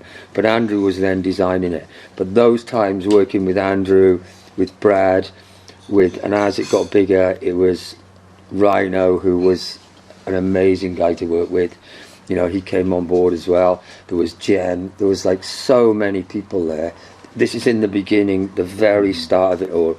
It's funny, again, I'm coming back to it. It's almost, we always want something bigger, don't we? We always want it to be bigger, but sometimes bigger doesn't make it better. When I look back when we were striving to get there, it felt better. I think the classic one is Del Boy, the end of Del Boy, isn't it? When it's almost, you forget that it's the fight, it's the journey that is more important than reaching it. And sometimes when you reach the top, people have fallen off, and people that you sort of, were good. It was good times in the beginning. I mean, there's not a company that isn't. Look at Facebook, look at any of them. Yeah. There's casualties in all of that, isn't there? And in the beginning, it was great. So during that period, as we mentioned earlier, surfing had kind of taken a bit of a backseat for you. Did working in this kind of environment with your friends, did it kind of reignite? No, that pulled me back in. Yeah, I surfed loads then, and that was one of the beautiful things about it. I can honestly say, for a period of time, for quite a long period of time, to be honest, for a good few years, I was relatively healthy. I mean, I wasn't great, but I was relatively healthy in the beginning. And, I didn't even care what day it was, because if I got up on a Monday night there was surf, I'd go surfing, Yeah. and then we'd have a surf, and then we'd go back to work. And, Yeah, you'd and- be sitting there in the point, and it would be good, and then I'd suddenly see those 3 double overhead vans Yeah, all we come could down. turn Oh, up. here they come. No, we could turn up, and it was perfect. It was a dream, you know. I think we worked pretty hard when we had to, and then, you know, but we could work when we wanted to. There wasn't like But being you at were, 9 o'clock. you know, you were, you know, lords, kingpins, dons, whatever you were for a while. You know, I remember. Well, I didn't actually feel that, to be quite honest with you. I mean, You I looked at. I remember going to see whether- you guys in the bigger trade show in Anglet at the Glees Expo. Yeah, yeah. And you two were sort of sat at the deep end of the trade show, Holding court. in this, Yeah. with like a queue of little French groms turning up every Yeah, now and then, no, begging you for a free T-shirt. I don't think it was. You were saying, "Oh, you're off to Mundaka tomorrow." Now, Tom Curran showed me how to surf Mundaka properly last Yeah. week. You know, it's Yeah. like, It was good. It wasn't quite like that. I don't feel as if I was the Don, like, because there's people that have, you know, there's people Ever humble, that, Schof. that are, you know, there are people, you know, that have done loads more, you know, Quicksilver people. I mean, I've been very fortunate to sit with the founders of NHS, which is basically the founders of. Not Nybevan. Of, No, no, this not is Nybevan. No, Novak. sorry, Novak. Novak. Yeah, and I don't know. I this don't is know the the company others. that independent Yes, trucks. independent and, trucks. Santa Cruz has Santa come out Cruz, of, yeah. and when you listen to their stories and you listen to some of them they've done, you know, you sit there in awe and you can't believe that, you know, they're talking about all the groups, the mamas and papas, and oh yeah, he came round when we were doing this and when we did these trucks in the Yeah, beginning. but you and this, guys that. had the Welsh rugby team round. Yeah. You know, I remember. Yeah, no, we did. Turning up I one remember time you as James described Hook it. You was on his way described out the them to me door. as And Gannets, the Welsh rugby team. We when they came up did. the fetch. Well, what happened with the you were- Welsh rugby team was like, I'm not a massive rugby guy, so the tickets and stuff didn't really, you know, they'd give tickets, but they started coming around, and this was a good time as well. And they'd come round, and some of them were brilliant. Some of them would wear the clothes and they'd do everything. They were brilliant. Others, you could see they had no intention of wearing the clothes. They were taking the clothes to give to people. Yeah. You know, it was like, hey mate, would you like a round T-shirt? But they weren't going to wear it. But a fair few of them did, in fairness. But it got to the point whereby they were, you know, they were literally clearing out the warehouse. The funny thing is, though, I tell you what I did find is their sizes changed. We had to make a range bigger, sample, you know. as rugby became a more muscly sport. Yeah, Or is it because they were? as rugby became This a is more, when they went off to the camp. as rugby became a more muscly sport, as they trained harder. Yeah, as they trained harder. But Gareth Thomas, he No. was always in a round T-shirt, wasn't he? You know, this is Gareth Thomas was the man when it came to us. He was the man, and he treated us well. So let's have less of this. Hey, you know, you don't want my stories, guys. You want Novak stories. Yeah, This no, he is, treated you know, us well. your stories Yeah, are what we Mamas and the want. Papas, you know, Mama like Cass, that. Yeah, Mama no, he Cass, treated it. Mama Cass. I raise you a Gareth Thomas. Yeah, no, he appreciated what was done for him by a long way. fair play. And now from the highs, it's during your time working in double overhead that you suddenly realise the second kidney Yeah, is also failing, and then Yeah. this was a massive health and well-being. Yeah, the challenge for you, second wasn't one- it? the second one was it started to fail, and it was pretty hard because I had a good life, really. I had a good life, I had a good family, a good job, and this thing is failing away, you know. And I find that I was, again, I'm going to say, Brad treated me incredibly well, and I decided that I was going to try and get a kidney from abroad, and the Philippines was the place I was going to go. All, you know, I'm going to say legitimate. It was legitimate at that time, and that's what I decided to do. But I was on dialysis. The reason I tried, because I waited a while here. I was on dialysis, and I home dialysed. So basically, Yeah, we used to come round and we no, taught you you did to play very poker, good. didn't Yeah, we? you taught us to play poker. You were really good coming round, because although I didn't sit on it for ages because I dialysed all of the time, I'm still sitting on there. But I had to stick my own needles in my arm. You have a fistula and you stick your needles in, and the blood then pumps around the machine. I'm doing it very pumps around the machine and acts like your kidney. And I would always need a bit of help doing it. This is a funny story now. And I'd need help doing it. Usually I could do it pretty good on my own, but I would need a little bit of help holding some of the stuff. And this time George was helping me. Do you remember this, George? George is helping me doing the needles.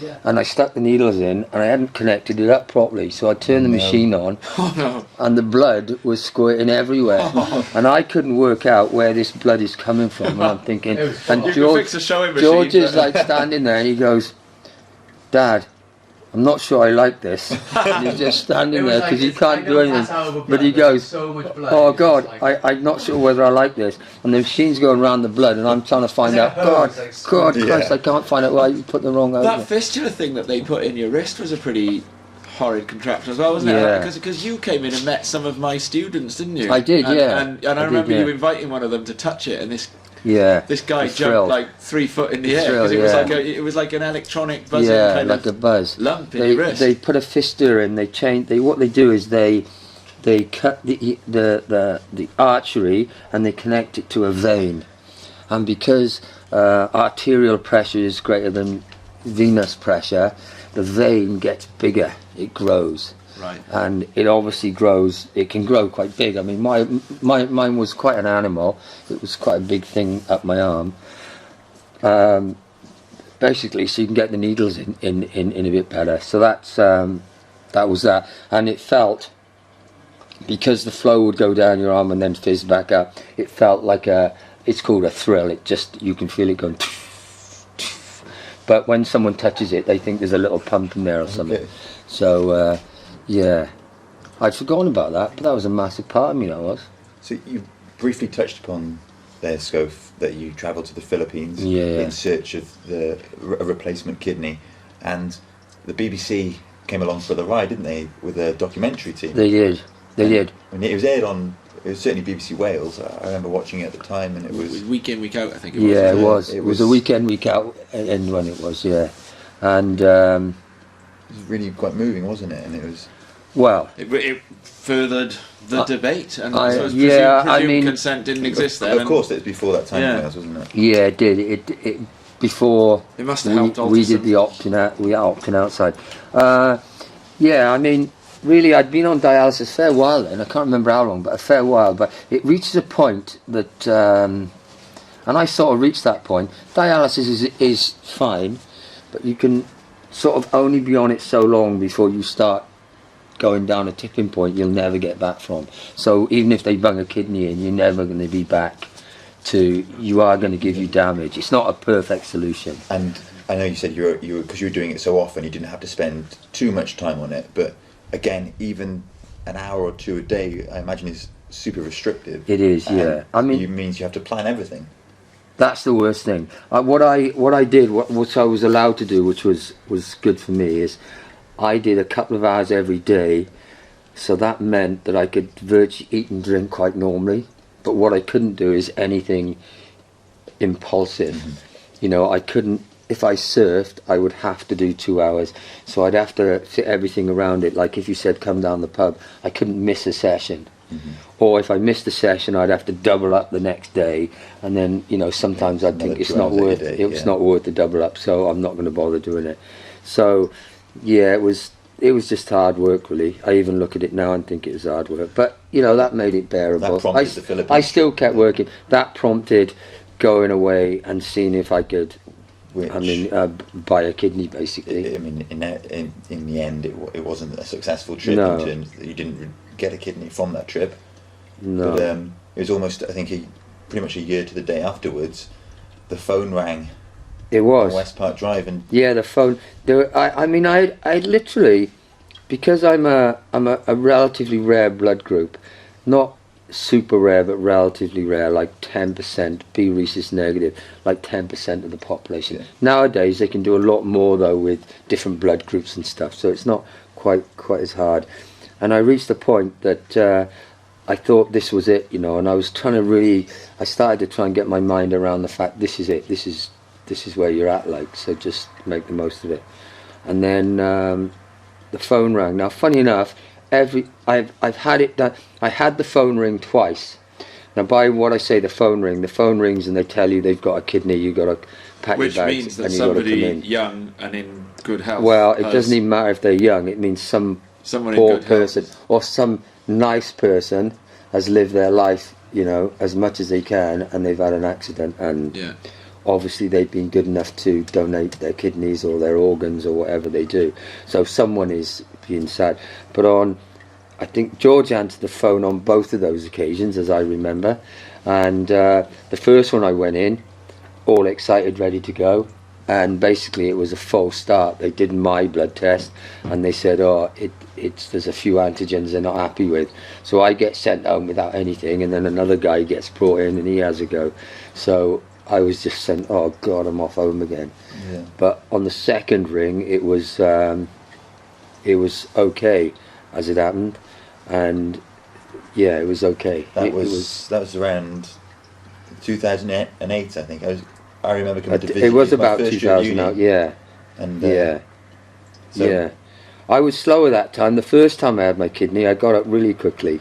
It was a big wait as well for the drugs to, you know, because Kick in. to start working, because your body fights an alien organ, Yeah, doesn't it?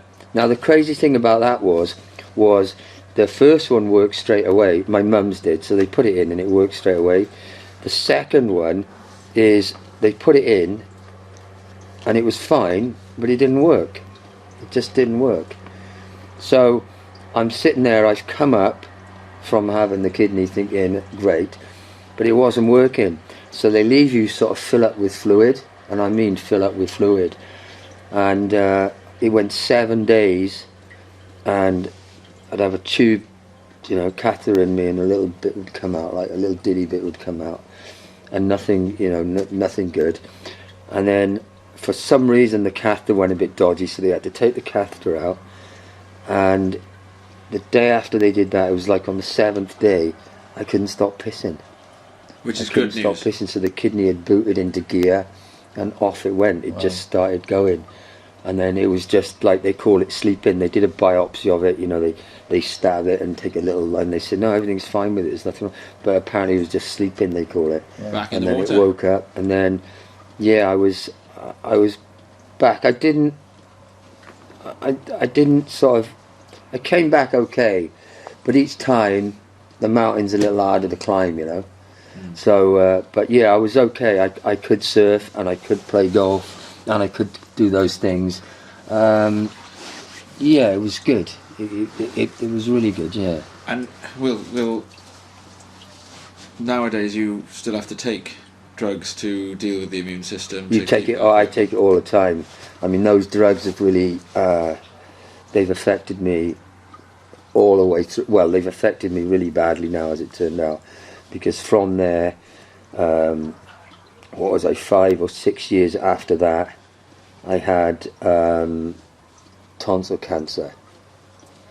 So that was pretty bad. I didn't feel bad or anything, you know. I didn't feel very bad. I felt okay, as it turned out, but I wasn't. I think you were in Australia then, weren't you, George? Mm-hmm. George is in Australia, and And he had to come back, did he? yeah, I remember telling you. We were at Manly, weren't we? Yeah. Yeah. After we'd been in the pub. yeah. Very I know, emotional. I think we found out in Oh, it was the night before you were going back, wasn't it? West. Yeah. Or I think we found out when I West was, remember. Yeah. Wow. Yeah, it was gutting really, because I'd sort of That's one way. I go every month. I go every month to get my bloods tested, and I was just hoping I could get through that month and then go on to the next month and then go on to the next month. Yeah. And I remember I was touching under my jaw, and I could feel just a little lump. I said, "You know what, that is there?" She goes, "Oh, nothing is. So it's just a gland." And when you go into these clinics, any lumps and bumps, they go mad. And it was like as if bloody, from feeling okay, you know, my kidney was okay, and I'm thinking, all right, I'm getting another month. Just the shit at the fan. It was done really quickly though, but the shit at the fan, you know. And then you're away. So I've said to you a few times that you should get a job well, get a job, is that the right word for it? You could be a motivational speaker. I mean, I remember you coming in and talking to my students that time. No, I'm. But you've got something. You've learned something from that. You made a really interesting point a moment ago, Schof, and you said that each time that there's a kind of a hill to climb, getting back up after it becomes harder, that much more difficult. Yeah. And I mean, you do it time and time again, and as Tom's kind of alluding to here, there must be kind of a method to that. Perhaps you find a positive, a glimmer of. Yeah, hope. well, that's what I do. That is. I mean, in all of them I do. I mean, I've had.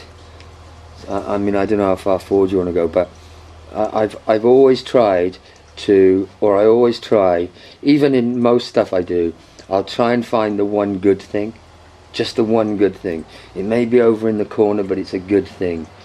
You know, I use it with Jane when, if you're tidying a really dirty room, some people don't know where to start. It's chaotic. But if you can find one thing, it's sort of like, right, I'll put all the greens over there. And as you put the greens there, you make space for the blues.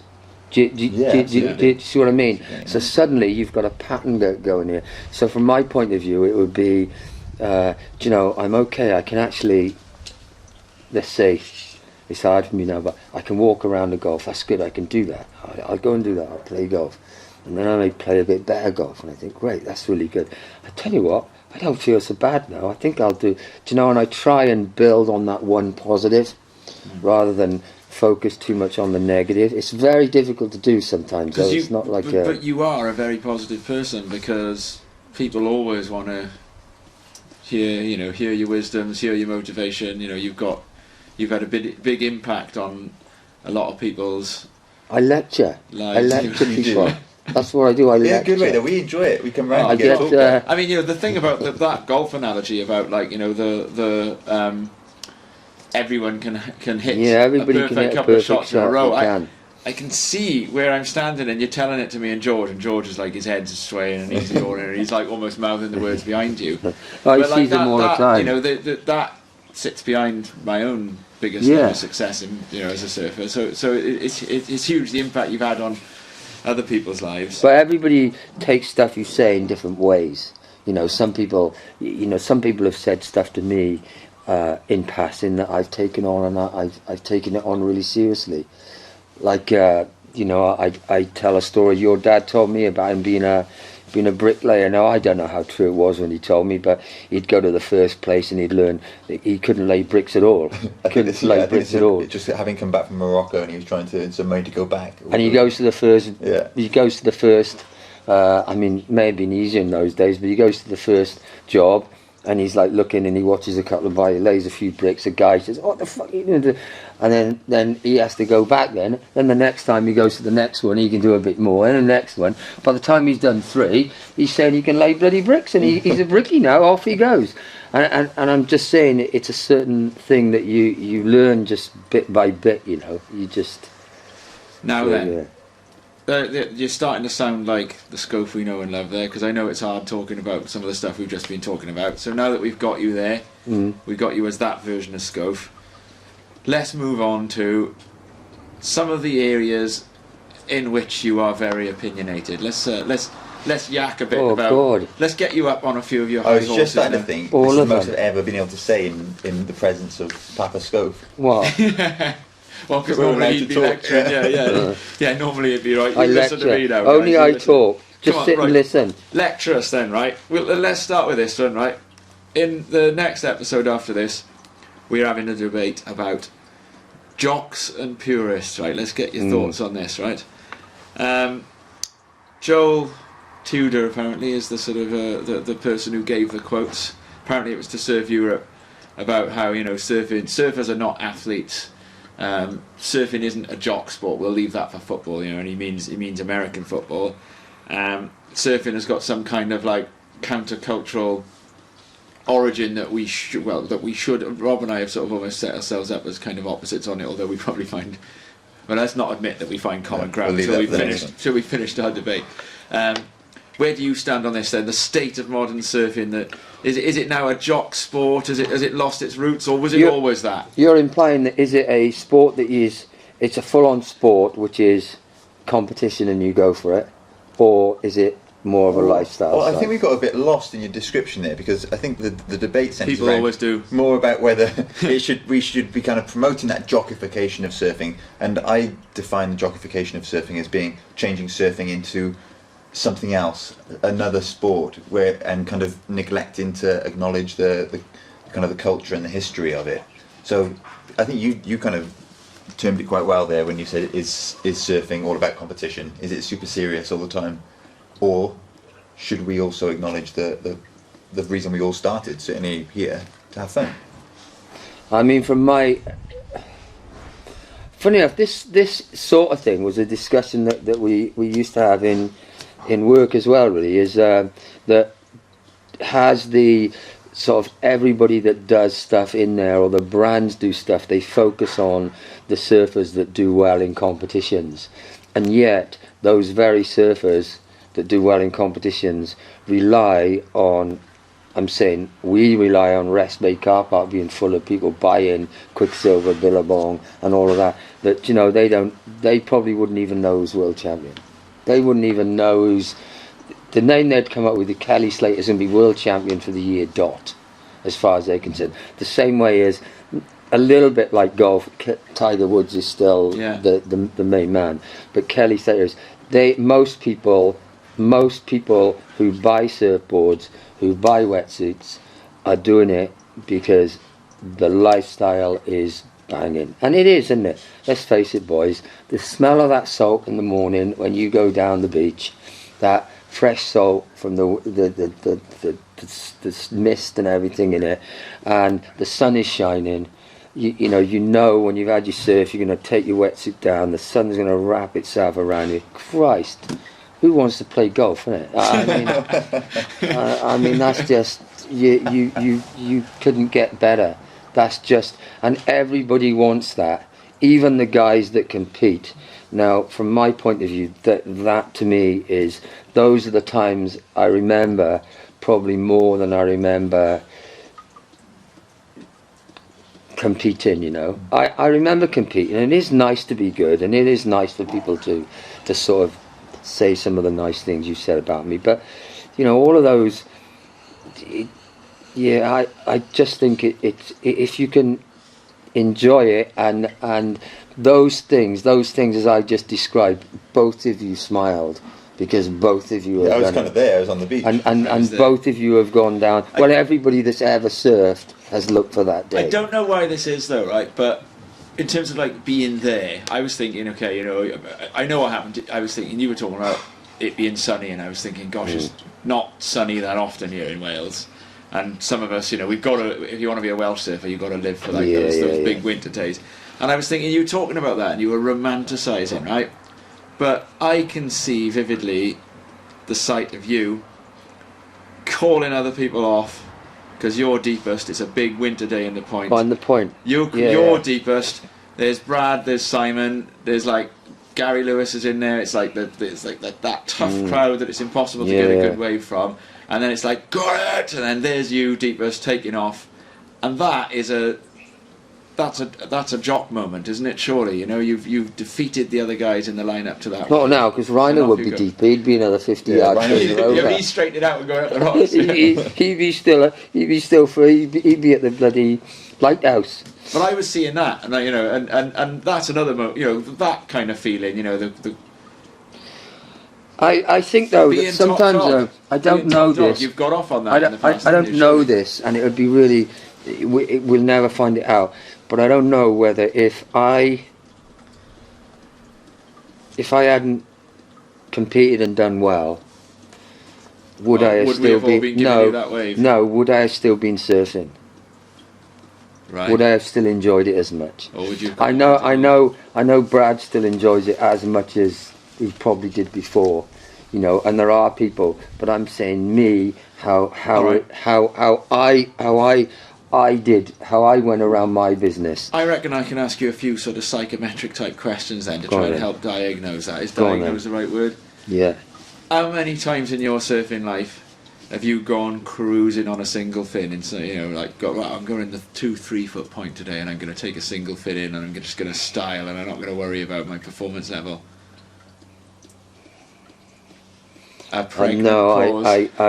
Yeah, I don't really know if that's got anything to do with the jockification. I would say that. Well, no, but coming on from jockification, if he's asking me, you're saying, I don't know if I wasn't someone who'd won contests, would I have carried on into that sport? And I'm saying, okay, well, there's a test, right? Can you enjoy cruising on a single fin? Because that's got like zero to do with that. I might have been able to. Zero if adrenaline either. I might have Zero been. adrenaline either, shouts George. I might have been able to if I didn't. You know, I don't know whether Simon Brad did the same thing. I'm sure they did. I went in the sea to get better. Yeah. So if I rode a single fin, So it's about performance. it turned into that. It definitely didn't start that way. I didn't start surfing because I wanted to be a good surfer. I definitely didn't do But that. it became that. I didn't know that. I didn't know because I don't think I was particularly good at you know, in school I was okay at the rugby and the stuff, but I wasn't like the best guy. I wasn't like Mr. Excel. You know. I've got one for you then, Schof. So I think you're one of the perfect people to ask, because you've had those great competitive successes, but you were also kind of in your heyday was kind of just around the time that surfing was kind of starting to lose that I really reluctantly say the word kind of hippie. Well, that's only how it was viewed from the outside, maybe not from the inside, but that and kind of that travelling and exploring kind of phase. And you actually had a taste of that, didn't you, in the Canary Islands? You spent a lot of time over there. Canary Islands was really good, yeah. And that point that you're changing, where it changed from hippie, was thanks to bloody Sean. I wish I hadn't used that word, but that's how it was perceived from the outside, Thanks to Sean Thompson, because he turned up, had his hair cut and everything. Because Andy Martin, and we all wandered down. Talked about him, didn't he? With said the same things. Go on. We all cruised down to wherever I can remember him being in. There's still photos of him around. The other day I saw some up, and he was down there and he was slick and his hair was cool and he just looked so like, look at this guy. And we're there with hair like you saw in a photograph all over the place, but great when it was wet. And we all came back and kept it nice and neat and tidy, and sort of we're Mr. Slick, and we then, rather than not the sweatshirts inside out, they all became the right way. And you know, some people may have loved it going that way. I went that way. I can't say that I didn't. I was part of those people that drove it towards being competitive, you know. And here's me sitting back going, oh, I don't particularly like it. But at that time, you know, that's what happened to it, and it definitely, there was a clunk over it.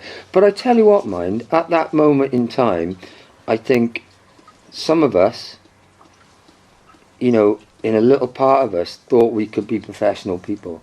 We thought, because remember, professional surfing at that time was Sean Thompson and Rab Bartholomew. They'd not long gone pro. They were like the first pros. So we thought we could be sort of pro like, and Nigel Simmons was going pro. We thought we could, well, we could make, and you know, there were teams. Carwin did, didn't he? But there were teams everywhere. We were paid money to go away through the winter by people. Like Girl Wetsits would give you 500 quid expenses to go and fly, which then would get you a good trip to get you to Tenerife for the winter, to sort of. So you're thinking, right, you know, I'm getting it now. I'm actually training in Tenerife. Okay. So you kind of bridged that gap then. Yes. So those things, you know, we a lot of people were getting allowances to go away, as far as I was concerned, and we'd spend like 2 months in Tenerife, which was brilliant. Tenerife was when it was first. Before, I mean, if you don't go to Tenerife, hardly any of the hotels were there and stuff, and you camp in what we called the desert, and there's like 5-star hotels there now. You'd be plonked right in the middle of it. And I went there with Arwin Davis, yeah, and he was a great guy to go with. He's a little older than us, and he did sort of know the ropes, so he was really good. It was Arwin, and we had this flat in. It's still there. I think it's the Sol. It's 2 massive towers in Las Cristianos, and we had this flat. And to this very day, I get photos now sent back and forth. Ian Bowen was there as well. Ian Bowen came with us. And to this very day, I don't know who rented the flat. I have no idea. I just know people came in and out of it. There was like, 4 or 5 people all of the time. Yeah. One would go, someone would turn up. I don't know who rented it. I don't know whose it was. I couldn't tell you. It was just there were guys going in and out of it all the time. Ian Bowen used to be funny over there. Ian Bowen, also known as Yanto, for listeners who've had to cede position to him in the point on a big day. He again was a nice guy to go away with. All the guys were nice, I'm not saying you wouldn't. If you weren't nice, you wouldn't go away with them, would you? So he was really good. We had a good time over there. And we were sort of semi-pioneers. We weren't the first by a long way to go over there, but we were. The Spanish were a bit hassly, but we were, we stayed there for ages. Absolutely. And it wasn't just Tenerife; it was that northern track in Fuerteventura. Yeah, I was later to that though. The guy who discovered that is Giles Davis, Forterman, isn't he? That's what he was called. Yeah, Forterman. Yeah. And quite rightly too, because he doesn't get the credit that he got for actually the northern track, because he lived there. He's one of those guys. I think that if you went there, Giles would pop up, and you'd think, "Wait, where did you come from, Giles?" He lived there. He surfed that well. He surfed it a lot, and he surfed it well. How much of modern surfing do you watch? You've seen the stuff that I watch. Italo Ferrer. Yeah, Medina, I watch. I got to admit, I'm a Marks, Facebook watcher, Yeah, and it's insane. yeah. It's insane. It's beyond. It's beyond thinking that I could do it. Really, it's sort of. Do you actually think that then? So you think they that do stuff that. if you had your time, if your time had been now, you don't think I would you'd love be to flying think. through the air? I would love to think I could. I'd love to think I could do. I'd love to fly through the air. I mean, I don't think I'd like to live in this era, but I would like to. I'd like to surf in this area. I think. Take the knowledge and equipment back. I think doing. We spoke about this when we were surfing. There was actually people, me included, would tell you cannot do an air because you go backwards and the wave goes forwards. So how can you land On an the air? wave. You can't. Right. It cannot be done. So the line is drawn. It's like it cannot be done. And now, literally, a surfboard is a skateboard, isn't it? It is literally a skateboard now. And they're doing stuff which is insane. And I watch it, and I think it is. And also, the re-entries they do. I mean, even when I was back surfing, when they were doing, like, re-entries, I was always a re-entry man. The board goes up in the air and the board comes down. Where they were doing it from, like, the tail goes up in the air, didn't it? The tail goes up in the air and the board comes down. They didn't even get the nose over the top of the wave. They got the tail over the top of the wave. And all of those things are just insanely good. I mean, each one runs on, though. I will say that. You learn to do, and this is the big one, there's a starting point of anything. Like, there's always a starting point if you can do, for instance, if you can do a backhand bottom turn, you can do a forehand cutback. And so, if you can take off and turn like that, you should be able to take off and turn like that. So every manoeuvre will build your repertoire up. So I'm assuming that if you take that as a logic, that once you can do so much of an air or so much of that, then everything locks into place that, I can do that, so I can do this.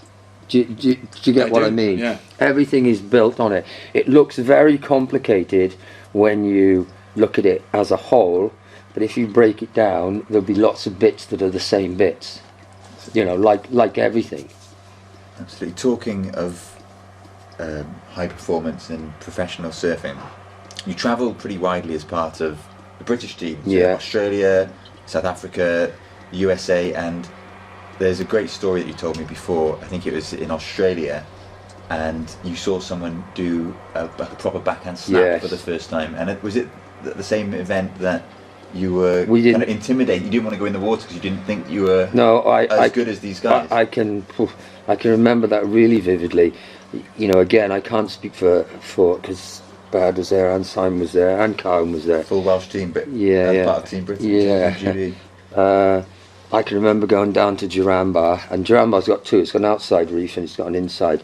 And I think it was the outside reef we watched in. And I believe it was a guy in a yellow wetsuit. And he was doing these backhand snaps. And I had never seen anything like it. He was coming. I don't know what we were doing before. I think we were just going up to the top and coming down. Literally just. This guy was coming off the bottom and whacking the top of the wave. And they were surfing so well. And again, this is back to probably me feeling that I wasn't good enough to be in the British team. You know, I was looking at them thinking, I'm not good enough to be here. You know, these guys are the guy that is surfing out there that isn't even in the Australian team, and I'm surfing by him looking like a gook in my lovely kit, and thinking, who are you? Oh, I'm in the British team. Are you? So again, that kind of like that mentality. Yeah, competitiveness comes back though, and you were, as we've heard time and time again throughout this interview, you were so dedicated to improving to the point where you felt you were perhaps intimidated to go in. Oh no, I was 100%. But with all that dedication and that time spent trying to better yourself or better your surfing and become the best, do you feel that perhaps sometimes you missed out on the kind of the peripheral fun? Yeah, I think I did. Yeah, you're so focused on that goal. I think I did. I've said this a few times to probably George really. I look and I think sometimes the guys who are, I'm not saying they're not good surfers, but semi-finalists and stuff like that, they enjoy the whole of the competition. Perhaps less focused on the end goal. Whereas, you know, I know now, funny enough, because I've read about it, if you go now to, and you stay in a hotel where the pro golf tours are, every one of those is in bed by 9, and they eat their meal in their room, and they have the breakfast in the room. There's just rows of trays, and apparently it's the European guys that'll go, oh, are you off out for a meal? And they all go out for a meal and they have a meal, which you would think you'd want to do. The Americans, but Americans anywhere, really. are like, I'm stuck. This is my job. I'm in here. I'm out to win. It wouldn't matter if they were playing in Dubai or Correct. in Ohio. They're just in a hotel. They're going to a golf course. They don't go out. And I'm not saying that I would have, and I'm not saying I did, but I'm just making a point that sometimes when you try your best to win, you can miss out on a lot of other things that when you look back in later life, you think, oh, I would have preferred to have a great time doing that than actually. I'm sure there's plenty of people winning. that didn't focus that would have perhaps preferred to have done that and achieved maybe, some of the things I can honestly say every time I went in the sea, I did my best. Like I wasn't drunk the night before, or I wasn't bad. Like, you know, there are people that'll get so hammered they get up and they can hardly surf in their heat. Now, I can honestly say I never did that. If anybody, when people beat me, and a lot of people did, they would beat me fairly. Like I was on top song, you know. It wasn't because I was drunk. When and how are we getting you back in the sea again then? Christ, this body got lucky to get up the stairs, let alone get out the back. Doesn't look that way to me. No, and I've seen George's Instagram. You're out there on the golf course now, travelling very I'm trying. fast actually. I got have you seen that? Thanks to a Segway. I got a Segway that takes me around the golf course. Yeah, I struggle a little. You Maybe did say an to me ocean before though, equivalent. you did say to me before that you thought that getting in the water and cruising would I be would. as accessible. Do you know? as- I think I'm think deep down. I'd be really nervous about it. Yeah. What I did was when they did this, it was for the tonsil cancer, they mess about with your arm and your muscles in the arm. When I couldn't paddle properly, so this arm would push Right. the water. Literally, it wouldn't come up enough, and I'd push the water. And I went in the water in Tenerife, and it was just like, nah, this is just sort of like. What about an SUP? I got one in my house. I can inflate it and bring it round tomorrow. Christ, what? Go in the water? No. No, it's, I would like to. I dream I'd like to. All right. But on the same thing, I don't know. Are we going to make this happen, George? We're going to get him in the water. I think aren't it's we, a at some full point? blocking manoeuvre. We just Absolutely, it's easy. yeah, everybody in. Like you said, when the sun's out, it's I'd probably alright if it was small and I'd be on a I believe, what are they called, softboard. Yeah. I may be alright on one of them, but no. But then if I went on a softboard, no, you know, I might grind, and I don't want to do that. Really, oh God, it's just, everything is hard work. Like I say, I live in pain, man. Apart from pain's telling- my friend. I'm learning pain to be my friend. Right, but That's what I you're just as chirpy and as full of beans, and you know the way I try to be. I'm not always mine. Stories. When they found cancer in my my lip and they cut my lip off, that was a massive issue. Yeah. That was a huge issue. That was the biggest one of them all to get over. Right. Because I felt that it's deformed you, and I think some of the issue with that was when I've had other operations, there's been a sort of build up to it. There's been a build up to it, where this one was literally, I went in the morning, and I came out looking, well, not like this because it's stretched, like, Jesus, sucking through a straw in the afternoon. So there was no sort of, it was like, Jesus, and I didn't think it was going to be as bad as it was. So when I woke up from that, it was Again, another a pretty big hurdle, substantial. Yeah, hurdle I mean, a lot of these hurdles come though, and because I'm on drugs for my kidney, and I remember back in the 80s we didn't have sun cream, or we had it but we didn't use it very good.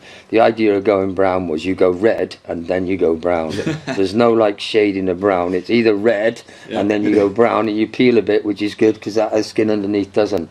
So you know, all of us, and all of that sun that I had, and all of the sun on my face and everywhere has come home. This may have happened to me when if I lived to 90, it may be the same thing. Do you see what I mean? Yeah. But at 90 they probably wouldn't do anything about it. Right. It's just because I take the drugs, it's just quicker with me.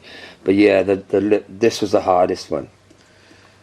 This was a dark place. Yeah, well, you know, And again, you found the positive, though, as you mentioned earlier. You find the little positives and build from there. There was one that, when I say I had to dig in, this one was the one that I had to dig in. well, let's hard. look at one of the biggest positives in your life right now by turning our necks towards the hot tub over there in the corner of the garden, and George. Lucy's nothing to do with me. And George, you know, the way George speaks about you, you're his hero, you're our hero. And now, partly because it's actually quite a cold evening now, the birds have stopped chirping, and I want to see George shiver a bit, and I'm also looking forward to jumping in that hot tub myself shortly. I reckon we're going to try and see if we can get George out now. Are we going to get the floor all wet? Is producer Dodd going to get freaked out about the mics? About the water in the wires. Let's get George in front of the mic now. Come and tell your dad how much of a legend he is. Yeah. Are we going to confirm that Mark Schofield? He knows what I Oh, the producer Dodd has moved the chair out the way now. Look, he's scared, isn't he, Schof? He's scared of getting cold, don't you No. think? He's never sat Don't. there and done it to me on everyone. We Don't. do it, Tom. Don't, he'd That's be not alright. happening. I know what he thinks. Yeah. Well, you heard it there from your son George, Yeah. and from Rob and I. You know, you're a lot of people that you know you respect and admire. They have you as their hero, and that's not been earned lightly. You know, it's not. Well, You're I not don't- just the people's hero because you're a bit cool and you know you served good. It's the whole package of who and what you are. I don't think I deserve that hero bit, but it's very nice of you, thank you. It really is, but I don't think I deserve it. I just do. Those lectures We- we've received. We I do. wonder how many hours between us we've No, sat and I do talked lecture. at. I Not do enough. lecture. Not enough. I can see movement in the hot tub. I said trying to not pee myself. No, I do. I am a bit of a lecturer. Right. In the best way, and we love it. And yeah, I it's actually, nonsense. it's funny really. I actually like people's points of view. That's what I say. And Well, you always unfortunately, play a bit of devil's advocate. I- don't you? I- You broach I a am a- topic, and then we spoke about this. They've changed the zodiac signs, haven't they? Because I am a Libran, so that means I am sort of meant to be the scales. Yeah. And I do, and I know it upsets George terribly. I will always fall on, or most of the time, you know, although I know this is the right side, I'll always argue for the Well, like I will always say you've that just you tucked should. yourself up completely then, because I put forward the argument that you're a legend, and you just said that you knowingly have taken the side that you Yeah. that is not right. So, Yeah, so that's there not it is. right. There It, we go. you, that's it. You're done. You're a legend, and, Yeah. and you That's failed to it. dispute it. There you are. So Yeah, but that's why the star signs have changed. right, we're stopping. To say I'm not a So, legend. It's as always. We've had an absolute ball talking to you. And how have you enjoyed your first visit to the garden studio? It's funny, isn't it? In your how- own house. In your own house. But isn't it? It's funny when you start talking about certain stories. It drags memories that you haven't ever thought about since the day they happened. It really has, and I want to thank you two guys, because if anything, that's one thing it's done, and it's been really nice. You've made me think about stuff that I haven't thought about for a long time. Things that I did when I was with Brad, like with Andrew, the first time with Andrew and stuff. Just things, and then going even further back and remembering the trips in there. And those things have been really nice for me to sort of bring forward, because I have a tendency, I've got to stay in this moment, because you know, I know it sounds really bad, and it sounds I don't moan all the time, but you know, it's a struggle, you know. And I do get upset a little bit that I can't do stuff. I get frustrated. Like, I would love to be able to go in the sea. I'd love to be a fit and healthy 56-year-old, you know, and you know, I'm not saying why me, but I do think as well that some of the issues that I do get have, I'm going to say, made me a better person than I probably would have been. We'll never know that, Yeah. but I look at it again, I'm taking a positive. I hope that it sort of made me more, you know, just a nicer person, because you know, I may have been like, yeah, I won the Welsh, I did this, I'm this, I'm the greatest. Where now I don't look at him as being that. You know, I look at him as I caught the right wave at the right time.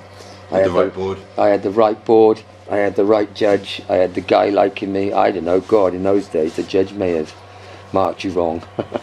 So I had all of those fell my way, which was nice, and it's been good. But I thank you guys for you know, letting me chat about It's it. been our absolute pleasure, and you, dear listeners, we hope you have enjoyed listening to this one as much as we've enjoyed recording it.